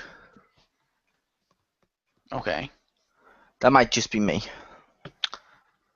What didn't you like about it? Because I thought it was okay. I don't think you can get much better than basically calling him the greatest Japanese wrestler of all time. He was the greatest Japanese wrestler of all time, and he belongs in the ring with a load of the greats. I know I've beaten them all. It felt like I fought them all, or however it was he worded them. It basically, his speech sounded like, okay, he put him over, but then it still felt like he was taking a little dig, like he was still trying to say, I'm better, like he normally ends up doing, and I don't like that with Ric Flair, where it's like, he can't do anything without having to mention him or the Four Horsemen are the greatest things since sliced bread, and it's like, fuck off. Mm-hmm. Fair enough. I can kind of agree with that. Yeah. I can agree with that. Still not the worst inductee. More on that later, brother. Actually, more on that right now, because coming up next, we had the introduction of Hulk Hogan to give the induction speech for one Macho Man Randy Savage. We also had... Didn't we have Macho Man's brother? That was after Hogan. Which, can I just also point out the hilariousness of that? Why is that hilarious? All the dirt sheets. The thing like you'd mentioned in X marks, and the dirt sheets have been saying it for a while, of Randy Savage's brother, and ironically it was the one at the Hall of Fame ceremony, have said, yeah, just put my brother in, but we're going to wash our hands of it. You can go fuck yourselves. We're not going to have any part of it. Yeah, really? That kind of surprised me. Really? Okay, then. Although you'll notice Macho Man's wife wasn't there. Well, no, Lex killed her. That's not funny, you disrespectful prick. No. Wow. And I'm kidding, Lex did not kill her, she took it willingly. I'm not going to accuse Lex of murder. It's never funny to wrongfully accuse people of murder. No. Hi, Marcus.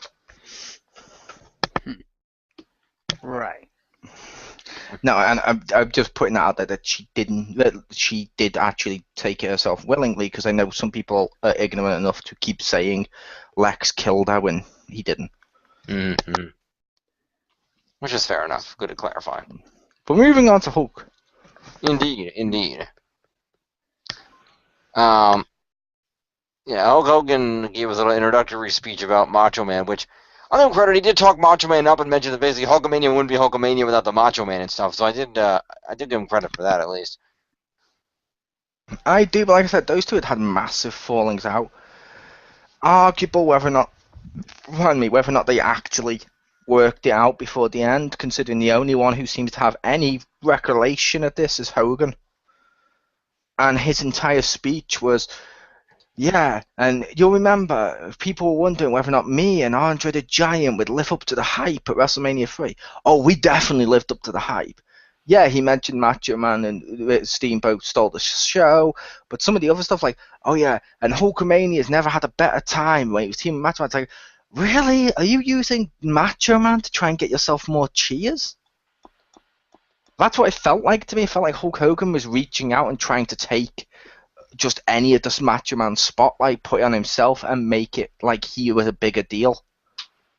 And I didn't like that. Like, it felt, I don't know, it felt distasteful how Hogan presented himself during it. It felt like it was more about making himself look good and making himself get cheers than it was about Macho Man himself. Mm-hmm. Luckily, that got fixed with his brother. But still, that might have just been me. I don't know how you guys felt about Hogan. I think it might have been a little bit you, because I didn't really get the sense that he was trying to do that. I could see how one would interpret that. I didn't get that sense like Jim. I got the sense that Hogan was trying to be respectful. Now, whether or not they actually buried the hatchet and stuff before Macho Man's untimely passing, we don't know. Like you said, only Hogan really knows for sure. So he might have been trying to play up that aspect to get people not wondering about that, which if they didn't really patch things up, then yeah, that's kind of a dick move. But aside from that, in terms of what he actually said, the feeling I got was that he was trying, honestly, I got the feeling that he was trying to use himself and his infamy and his popularity to talk up the Macho Man. I got the exact opposite of what you got. Yeah, but the thing with that, it's fucking Macho Man. He needs zero talking up. He just needs respectfulism. And just a few months ago on Raw, when Hogan was on there, his greatest time in wrestling and stuff was when he slammed Andre the Giant and when he was going alone and helping all the little Hulkamaniacs. Now he's introduced Macho Man. Greatest times with the Mega Powers. It's like, what?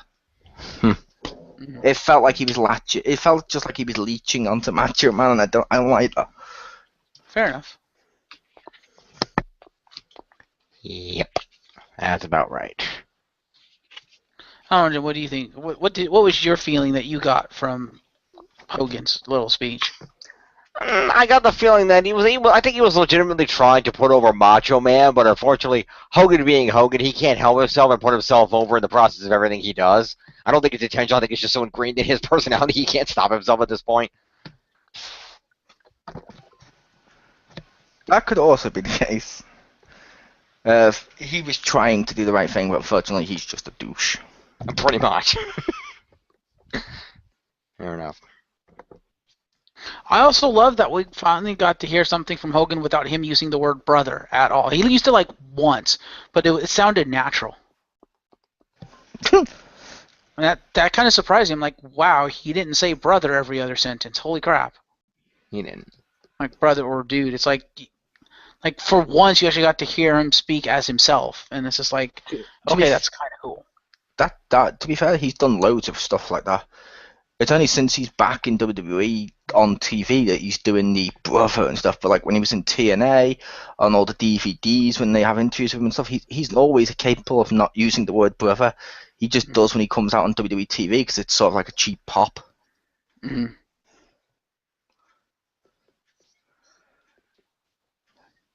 Fair enough. I still want a douche. I want a douchey mania T-shirt made. Nice. I do have to say, I really did like Lanny Poffo's.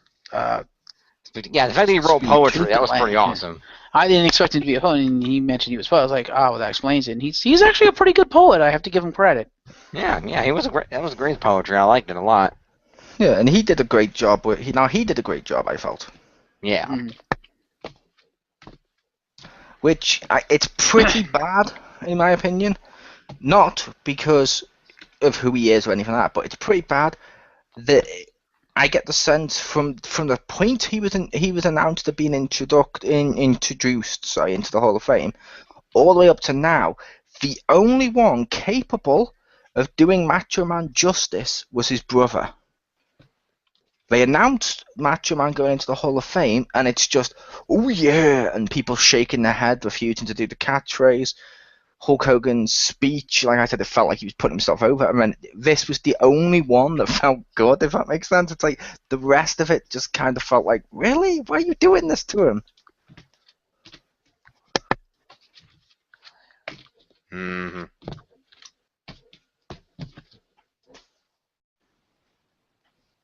It's almost like Vince McMahon doesn't have any respect for the Macho Man.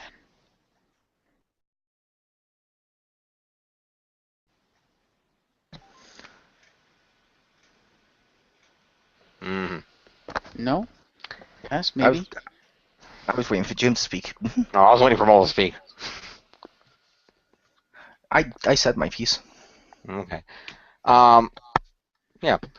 I thought overall, I thought Popos was good. I thought it paid great respect to his brother, the Macho Man, and all the things he did, and about all the effort he put into the Special Olympics kids. That was really good that he mentioned all that about how, Macho Man didn't have any children of his own, but the kids of the Special Olympics were his kids, and he always supported them and gave them merchandise and was always there and everything. And I think that was really cool because I never knew that about the Macho Man. Yep. Which Macho Man did do a lot of stuff like that, which was cool. Which also makes it more ironic because of the award that was given all the way at the beginning against what he actually said. Why not make that the Macho Man Award? Yeah. That would have been awesome. That would have been cool. Macho Madness Award. Oh, yeah.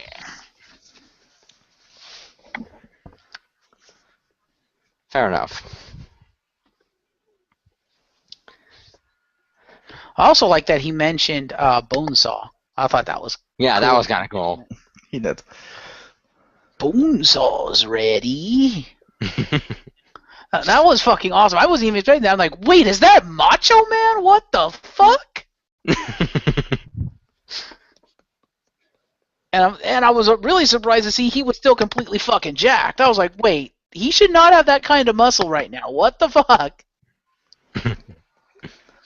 Yeah, yep, that was definitely still Macho Man. That wasn't long after he was, because that was around WCW time, or just after WCW, I should say. But yeah, because that movie came. That was his luck. Yeah, because that movie came out in about 2003, and WCW had only gone under 2 years before. Yep. Fair enough. Which is fair enough. Also, I thought I should take a moment and clarify something here real quick. I know we went through that thing earlier regarding Macho Man's wife. For the record, we were not when I meant to comment, we were not talking about Miss Elizabeth. He did get remarried a year before his death, just for the record. So I was being legitimate when I said that she wasn't there. Yes, I was just making a joke. Okay, I just want to clarify to make sure the people at home are aware that I wasn't being an insensitive prick by ignoring the fact that Miss Elizabeth's dead. I just want to clarify that. More on James being an insensitive prick later. Wow. What do you Wait mean for it. later? All they have to do is go back and look at our previous videos. Yep. Ouch. It's coming. Wait for it. Wait for it. I'm kidding. Indeed. So, moving along. Next up on the list, We had the King of Kings, Triple H, Inductor, Arnold Schwarzenegger.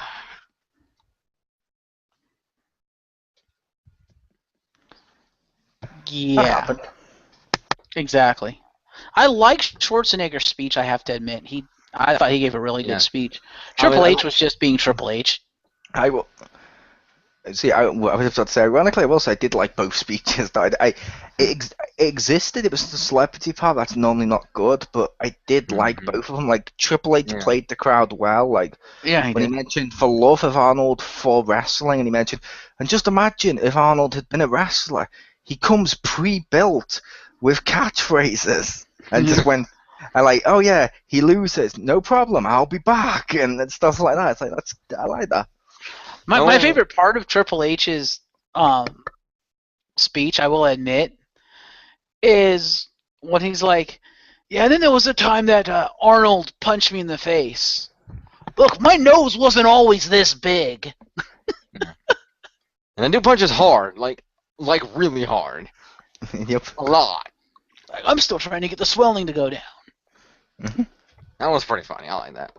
And Arnold gave a good speech about how it was his dream to be the best bodybuilder in the world, and his dream to come to this great country, and his dream to be to entertain the people and be the big movie star, and then his dream to be the public servant, to be the governor of the great state of California. I thought it was a great speech that he gave, and about all the different things that he had done and how he had pursued those things, and how much they meant to him. I thought that was really good.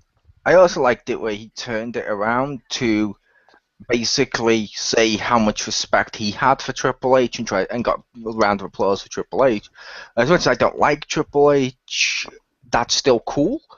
And he's as much as I don't like Triple H, he does deserve a somewhat respect. Yeah, I can agree with that. I also like the fact that Arnold corrected Triple H. I thought that was awesome. He's like, yeah, for the record, one of my biggest heroes was a wrestler.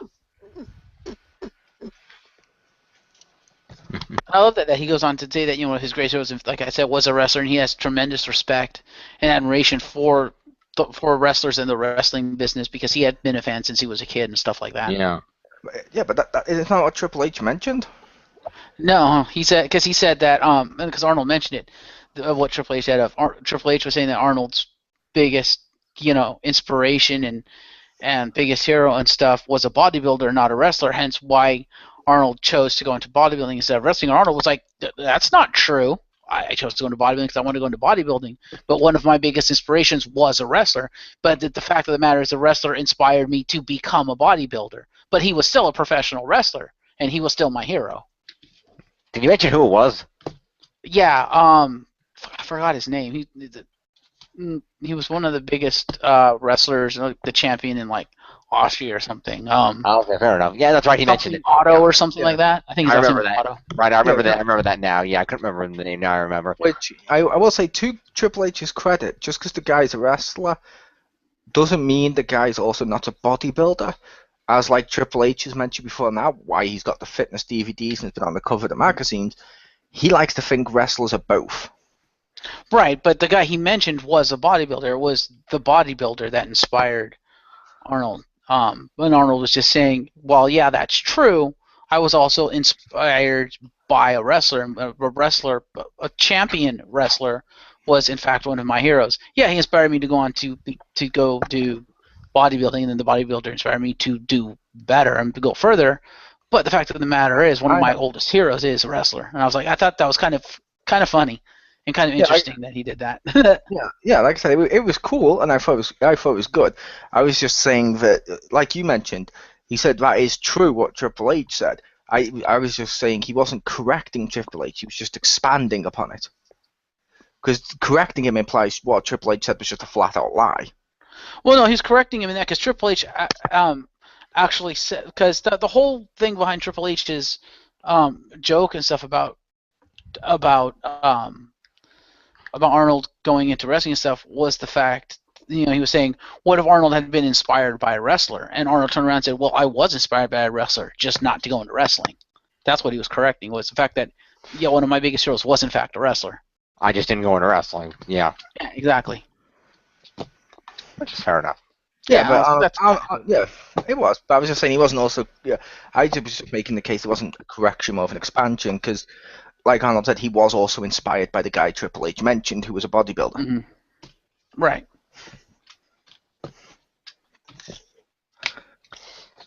But The still, other thing I normally, love to. Oh, go ahead. I was saying, yeah, normally, like I mentioned, the celebrity parts of the Hall of Fame are usually. It's like, okay, that guy's in. Yeah, it's Drew Carey. Arnold is one of those characters that, yeah, like Triple H has mentioned and stuff, you just like him, and I don't know why. You just kind of like Arnold. Yeah, it's because he's Arnold. But I will say, of all the speeches and stuff, I think Arnold's was probably one of the best. In fact, he might have been my favorite, just because he hit all the points he needed to hit. He was very respectful, and he didn't go overly long, and he didn't meander. He didn't, and it's like, and I think a lot of that comes from his political experience, having to craft speeches and stuff as a governor. So he's used to having to, make his words count, make it concise, and be under a timeline, a time limit. And I think it worked well for him here, and it was an overall a great speech, just on all counts, from time to content, and to even delivery. I mean, his English has come a long way from I'll be back, from those days. Because when he was first in the movie and stuff, his English wasn't that hot, but it got better and better and better, and then he went into the political arena, and now he speaks English pretty damn well, actually. Yep. Which, like I said, I still find it funny with the Terminator situation. Yeah. That's still funny if he couldn't dub it into his own language, because his own language, his accent in that language, sounds like a farmer. And I'm like, that's kind of, ooh, that kind of underdoes for how cool he sounds. Yeah, well, different countries, they have different dialects for different classes, if you will, or different areas. I'm aware, but what I was on about is the fact when you see Arnold and you see him and you hear him in the film stuff, you don't think he would have a farmer's accent, just because of how he looks. Because he doesn't look like a farmer. Yeah. But, that's all I say. I know about the different dialogues and stuff. Like, hell, the dude, David, what the hell was it? David Cross or David Price? I think it was David Cross, who was in, no, David Price, the Green Cross Code man, who was inside Darth Vader's outfit, had a farmer's accent. Oh, really? David Prowse, I think it was, actually. Where he's from over here. He was our Green Cross Code guy.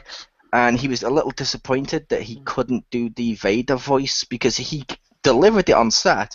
And some of the actors have mentioned, because they got him to do the voices when he was on there, before they dubbed him, some of the actors couldn't stop laughing sometimes, because his accent is really thick farmer accent. Fair enough. Fun little fact. Indeed.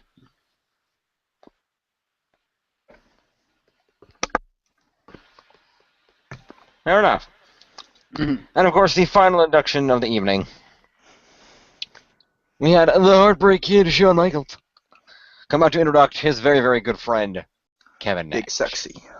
Big sexy Kevin Nash. I liked Shawn Michaels' inductor speech. I thought it was really good.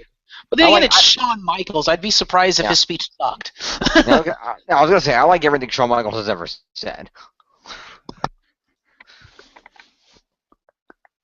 Yeah, I love that he went a little bit sexy boy with it, where he kind of took the piss with some stuff, appropriately taking the piss, not inappropriately taking the piss, and I thought that was kind of cool. Yeah. Kevin Nash was awesome. He was okay. I don't know. Some of his stuff didn't seem too sincere. I think he was trying to be sincere, but it's Kevin Nash, and it's just like, I don't know. I was kind of bored by his speech, and the fact that they ended with Kevin Nash for obvious reasons, but he got there was almost no reaction for him in the click at the end, and it's like, really, you're gonna go off the air with no crowd reaction when the whole night you've been trying to play to the crowd and you have no crowd reaction. I think that says a lot. And I'm like, I thought they were cheering. I thought they were too. There was some, I don't know, I don't remember hearing that all that much. I remember hearing a lot of silence, or just not as loud as I thought it should be as they were going off the air. I'm like, really, that's it? There's not big ovation? See, I thought they were cheering and everyone seemed to stand up and stuff. It was a case of, and I really liked Nash's speech. It was a little different to how Nash normally talked because he'd wrote it out and prepared it first. But I think that's because he didn't want to mess it up. Mm-hmm. Because as much as people people normally give Nash, I don't know, they normally give Nash a hard time, but he definitely deserves to be in the Hall of Fame. And he is good on the microphone. He's better than people give him credit for. Mm-hmm. Yeah, sometimes he makes mistakes and stuff, but every wrestler's made mistakes at least once or twice. But it's a case of people always just like, oh, no, it's Nash, we must hate him for some reason, but I thought he did a really good job. His induction was probably joint favorite. Actually, I'm gonna put it a little lower. I'm gonna put that as my second favorite. The first being Medusa. Mm-hmm. I thought Kevin Nash gave a pretty good. Go ahead. Sorry, you go, Jim. You go, Jim. No, go ahead. You're talking. Go ahead. Mine's more for the end. You go first. I was gonna say I thought Kevin Nash gave a pretty good speech. I think it was just the fact that it is Kevin Nash, and the thing about Kevin Nash is unfortunately his voice only has one tone. It's just part of who he is. So when he has to, when he's got to talk for a long time, Jim. What's that? Don't you just hate people like that, Jim? I know, they're so terrible. I can't stand when people only talk in one monotone voice.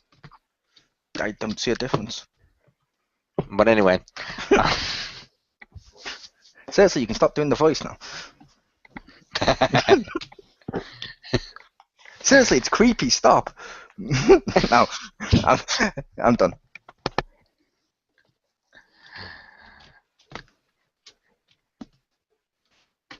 Anyway, I think it's just the fact that's just how his voice is. And so when he talks for a long time, it's kind of necessarily you got to get used to it. You got to really get into the content as opposed to the delivery.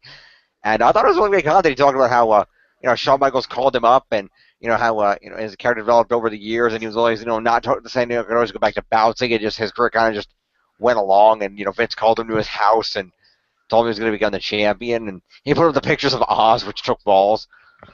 So, but I love the fact he mentioned Oz. That's definitely my comic moment of the night was Oz, and also cutting to Dusty Rhodes' his reaction of like facepalm, like, yeah, okay, I kind of dropped the ball. Come on, Dusty Rhodes like got that look of, come on, I dropped the ball. I only do it once. I'm only going to drop the ball once. Trust me, that wouldn't happen again. As was evident when he created Shockmaster.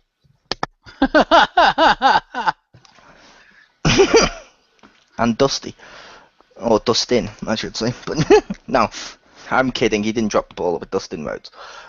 I like Goldust, but I just thought that the whole speech was cool. My one complaint, which is why it dragged down, is I didn't like the end. The crowd cheered. They seemed to cheer like hell, and the crowd seemed to stand up and stuff for the click. But I didn't like it because, like Shawn Michaels even mentioned more on that next year, and it's like, since Triple H has been in the power thing he is, we keep getting click members. Mm-hmm. It's going to be like Sean Waltman next year, or it's going to be fucking all of them as a group or something. I don't like that. Because it's like, come on, there's more people who are more deserving than just the click. Spread them out. Don't do them every fucking year. Cause I don't want to see the click reunion every single week. We get it, you're friends.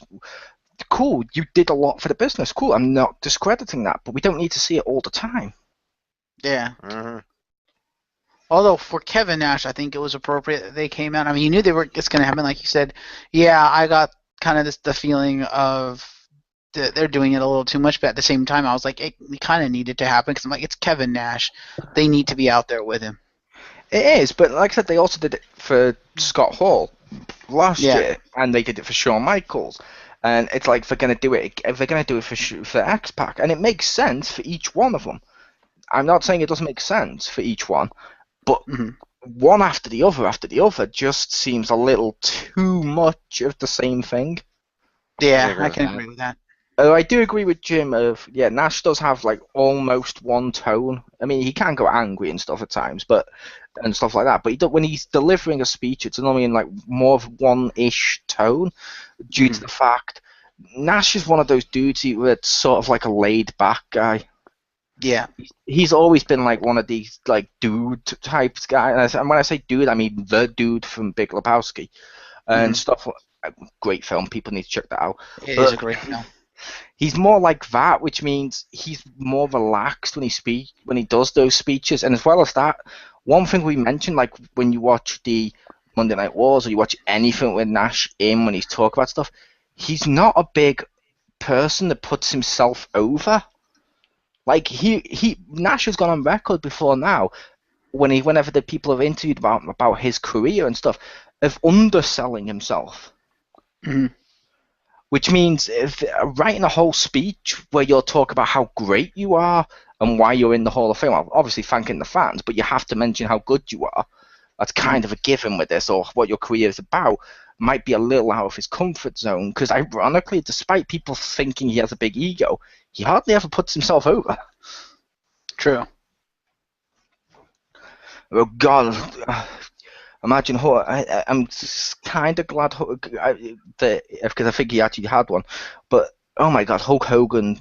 If Hulk Hogan had a speech, which I believe he did, thank God they didn't allow him any amount of time he wanted. Hmm. Oh God, imagine Triple H's speech. Yeah.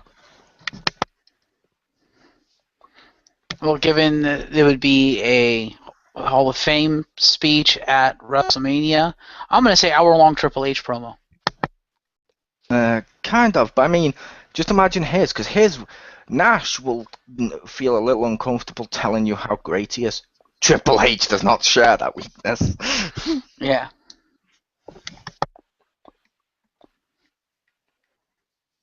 This is true. Yep.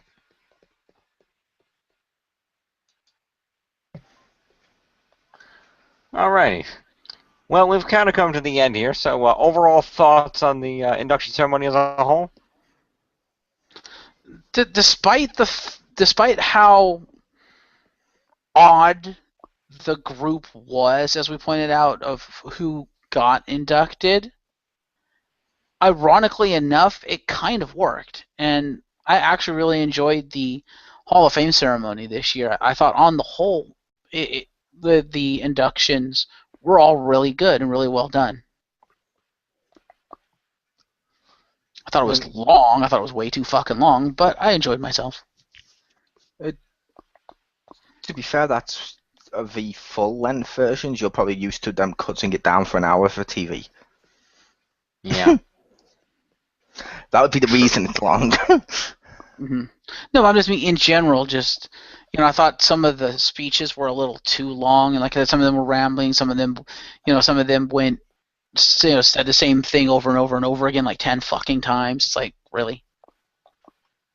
I think if you were to cut down on that stuff and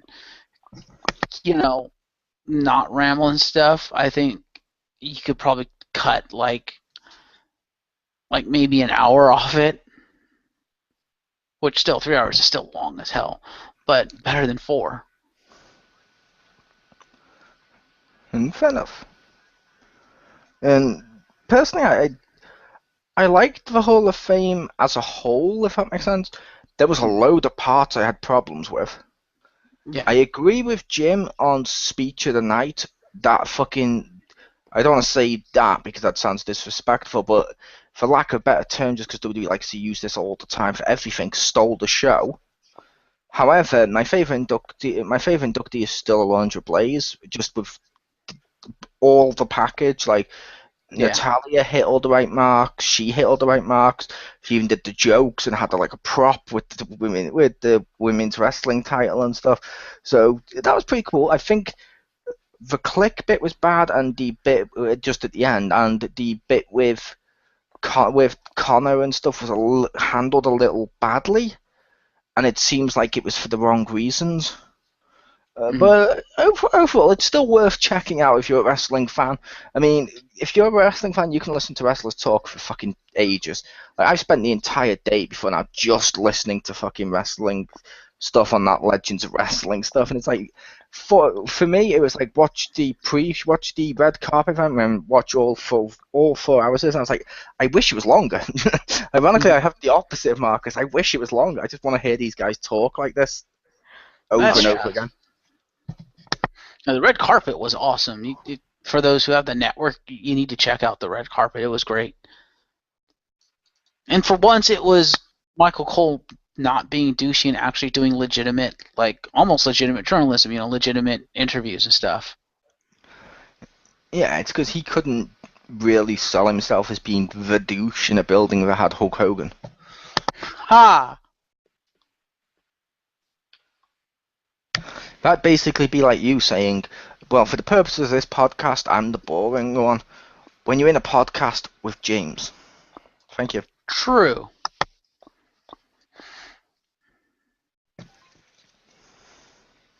But yeah, I thought the interviewers did a great job. Michael Cole, Renee Young, who, by the way, I never noticed this until now, probably because she was wearing a strapless dress, so she had like bare like shoulders and arms and stuff like that. Renee Young has fucking guns. Holy crap. Did not notice how buff that girl was. Good lord. And of course Maria Menounos and Byron Saxton, who they all did a fabulous job. Hey, yep. So I believe back to Jim. Indeed. Well, this has been a look at the You're Hall not of going to Fame say your ceremony. final thoughts? What did I say? Was final thoughts. I thought the ceremony was great. I mean, yeah, there were some parts that were a little iffy, but I thought it was a great ceremony.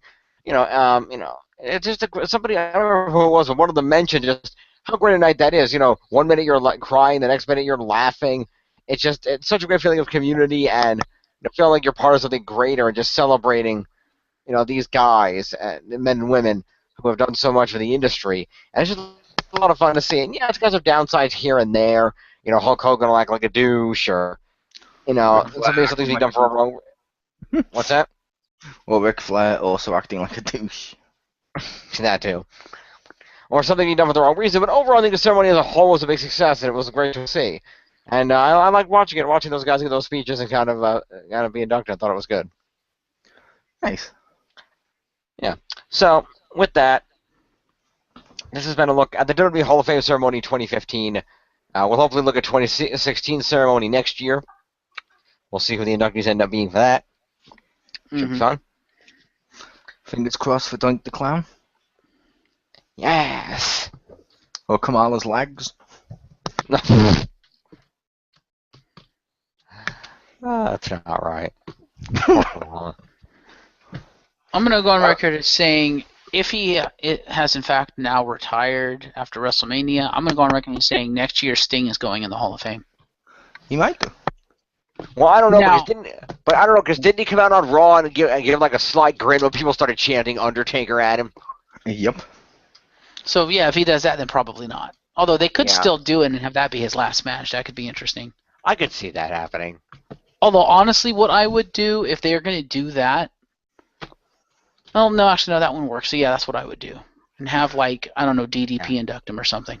Yeah, like I said, unless he's That'll already work. been inducted, I'm predicting next year it's X-Pac. That could be. Or it could be Triple H. It could be Triple H. Or Because isn't he, for all intents and purposes, retired now too? possibly. Sort of. Or it could be either DX or NWO. Although, That makes honestly, it- I don't think it's going to be Triple H, only because I think Triple H is going to stick with the precedent that the McMahon family has had, that other than Vince Sr., none of the McMahons have been inducted into the Hall of Fame. In fact, Vince himself has a policy saying that he does not want to be inducted into the Hall of Fame until he's dead. I think he said that once. So Triple H Triple H is obviously more arrogant than that, but Triple H may, out of respect to his wife and the family, take the policy of, as long as I'm the guy in charge of running things, I'm still here every week. I'm not going to be a douche and put myself in the Hall of Fame.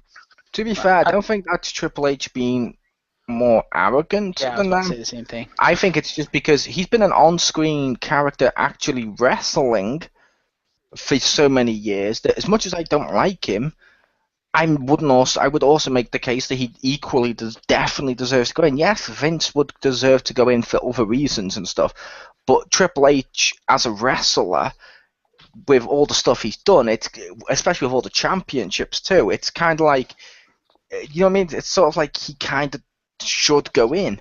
Vince, you can understand he goes in after he's dead or whatever. Fair enough, because Vince wants the difference in himself, so it's an on-screen character and Vince the man. He doesn't like the two mixing. Triple H, on the other hand, because it's wrestling, he kind of deserves it. Yeah, I I was could- going to say the same thing. Yeah, I could see that. I could see it happening. I'm just not sure if they would do it. To the virtue of what that might look like if the guy in charge puts himself in the Hall of Fame. But we'll see. Yeah, we'll see. I don't think it'll be Triple H though, until he's retired fully. Like, I Yeah. think he'll still have his WrestleMania moments and stuff. Yeah, I think so. I'm predicting next year, unless he's already in it, it's going to be X-Pac or something like DX or the NWO or both or some shit like that. It'll be the New Age Outlaws. Yeah, and I'm also expecting some sort of red herring, if you or not red herring, but some sort of thing we wouldn't expect at least.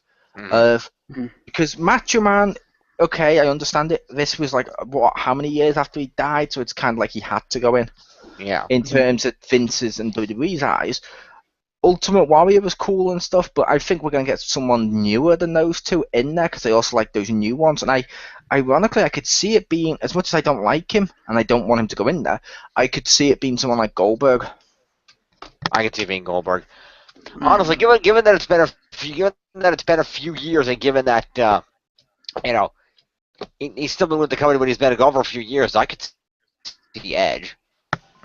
I could see Edge. Actually, wasn't Edge For that inducted? matter, consider. Was he? I think Edge was inducted last year, wasn't he? I think so. Let me see. Hang on. I think Edge was inducted last year or the year before.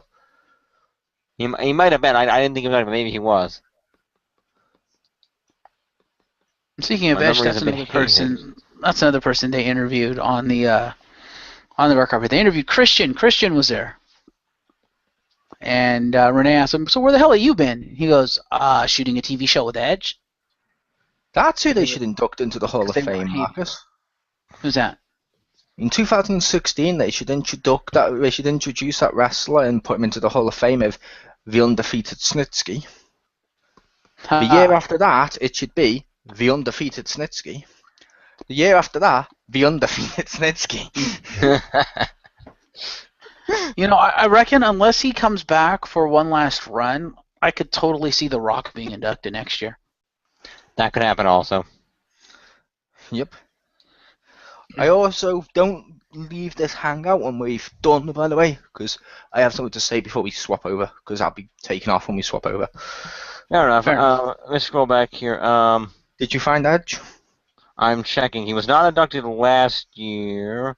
Oh, I thought he got inducted. My bad. Edge got inducted back in 2012. You're right. He was inducted back in 2012. Fair enough. In that case, Christian. Make it Christian. He's basically retired at this point. And he is on his own. He didn't say he was retired. He said he was getting healthy. That indicates he might be coming back. Because he said he spent time doing Haven with Edge, and he said he's been spending time getting healthy. That indicates to me Christian wants to come back for one more run. Well, I believe Christian said outright that he was done. Oh, okay. Did he not, Mole? Guess Mole's doing something. Fair enough. But yeah, I agree. I could see them doing somebody. I could see them easily doing somebody more recent that they'd want to put in there. That would make a lot of sense. And You know who they? go Go ahead. sorry, I was just coughing like fuck. But yeah, sorry. Yeah, I believe Christian did say he was done. Okay, fair enough. It's just the way he said I've been spending time getting healthy. The way he said that, and the fact that he chose to say it that way, made me think he might be thinking one more run. But I reckon another person they should probably induct sooner rather than later is Chris Jericho. I Because can I agree think with he's that. all but retired at this point too. Yeah, something like that. Yeah, he's kind of semi here and there. Yeah, I can see them inducting him. I think they're not going to induct Jericho for one reason. Triple H hates him. Nope. Same reason they're not inducted. Same reason Undertaker hasn't gone in yet. Still counted as active. Yeah, it's because they still consider themselves active as well. And it's like I know to Jericho's ego, and I don't mean anything bad by that, but telling him he's in the Hall of Fame, basically, a Hall of Fame is the end of your career. And some guys don't want to let that happen yet. Yeah, you can be inducted and still wrestle, but with how the fact Jericho comes back every year and Taker comes back every year, it seems unlikely that those two will go in until they're definitely not coming back for a year or two. This is true. I also want to make a case right now. China needs to go in. I can agree with that. Yes, I agree. Makes sense to me. I could also see them, but I don't know what kind of terms they're writing out with the company after the way it fell out, but I could see them putting Rey Mysterio in, too. I'd like him to put Ray in, especially now he's retired. Yeah. Yep. Because now Ray's retired after the stuff that happened. Hopefully, he understands that as a retired wrestler, you're more likely to make money off WWE than you are being just a retired wrestler. Yeah. Because WWE will sell your masks again, retro T-shirts, DVD box sets, have you appear on Raw now and again, and of course Hall of Fame and stuff like that. It's like that's just a cash cow right there.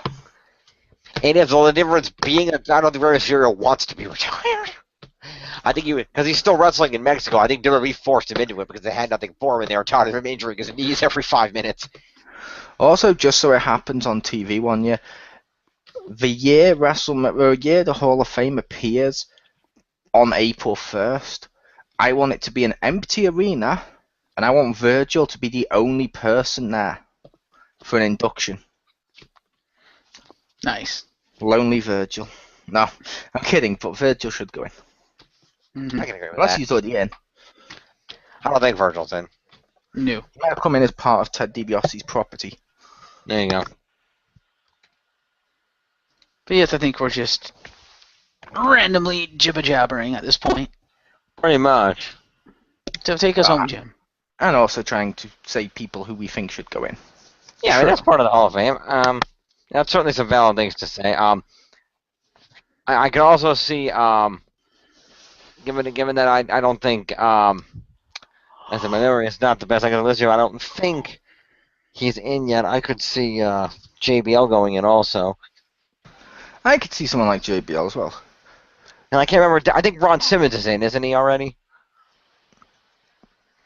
He may be. Yes, I think so. It's like, I don't know if he ever would, but, and I know some people say, with this. One year I can kind of see Sid going in. Yeah, Ron Simmons went in 2012. JBL inducted him. Sid, Yeah, huh? Psycho Sid? Yep, Sid Justice or Sid Vengeance or whatever Sid names he's been. Sid He's been a Vicious? few. No, that's a band.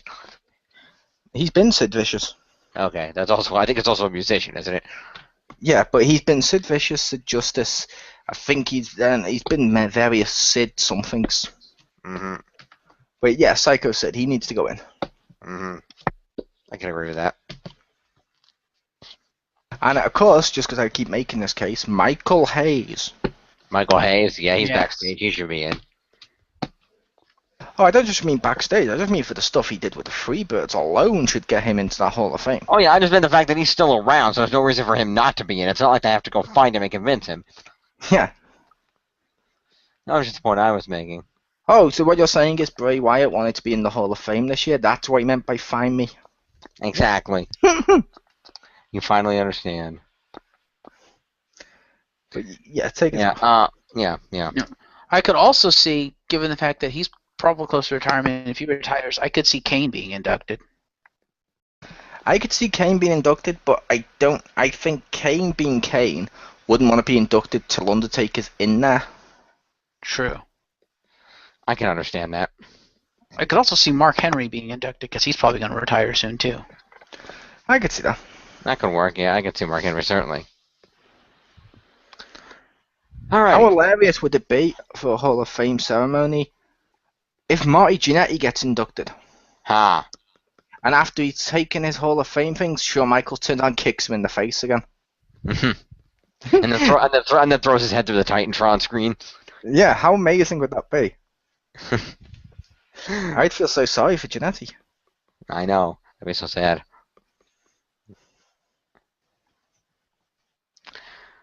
But yeah, anyway. Let's go ahead and wrap this up with the Hall of Fame ceremony of 2015. I think we've kind of covered this. So thank you two for joining me for this review. You're welcome. A pleasure. And we will see you guys for our next upcoming reviews, which in this case will be tomorrow night for a special Friday edition of XGR, in which I will be special guesting. Yep. So stay tuned for that. Did you pick a topic for that yet, Mo? We'll keep that under wraps. Fair enough. Top secret. So, with that, I am James Phoenix. Thank you all for joining us. If you have a chance, if you haven't, go to the WWE Network, watch the Hall of Fame ceremony. It's on there under shows original content, WWE. Check it out. It is great to watch. It's long, but it's really worth it. The speeches really are good. There's also a section on there now, it's WrestleMania week, called Hall of Fame right on the main page. Fair enough. So if you were to check all that out, the past Hall of Fame ceremonies are there too. So if anybody inducted in the past, if you want to see their speech, check that out too. Until next time, I'm James Phoenix. Peace.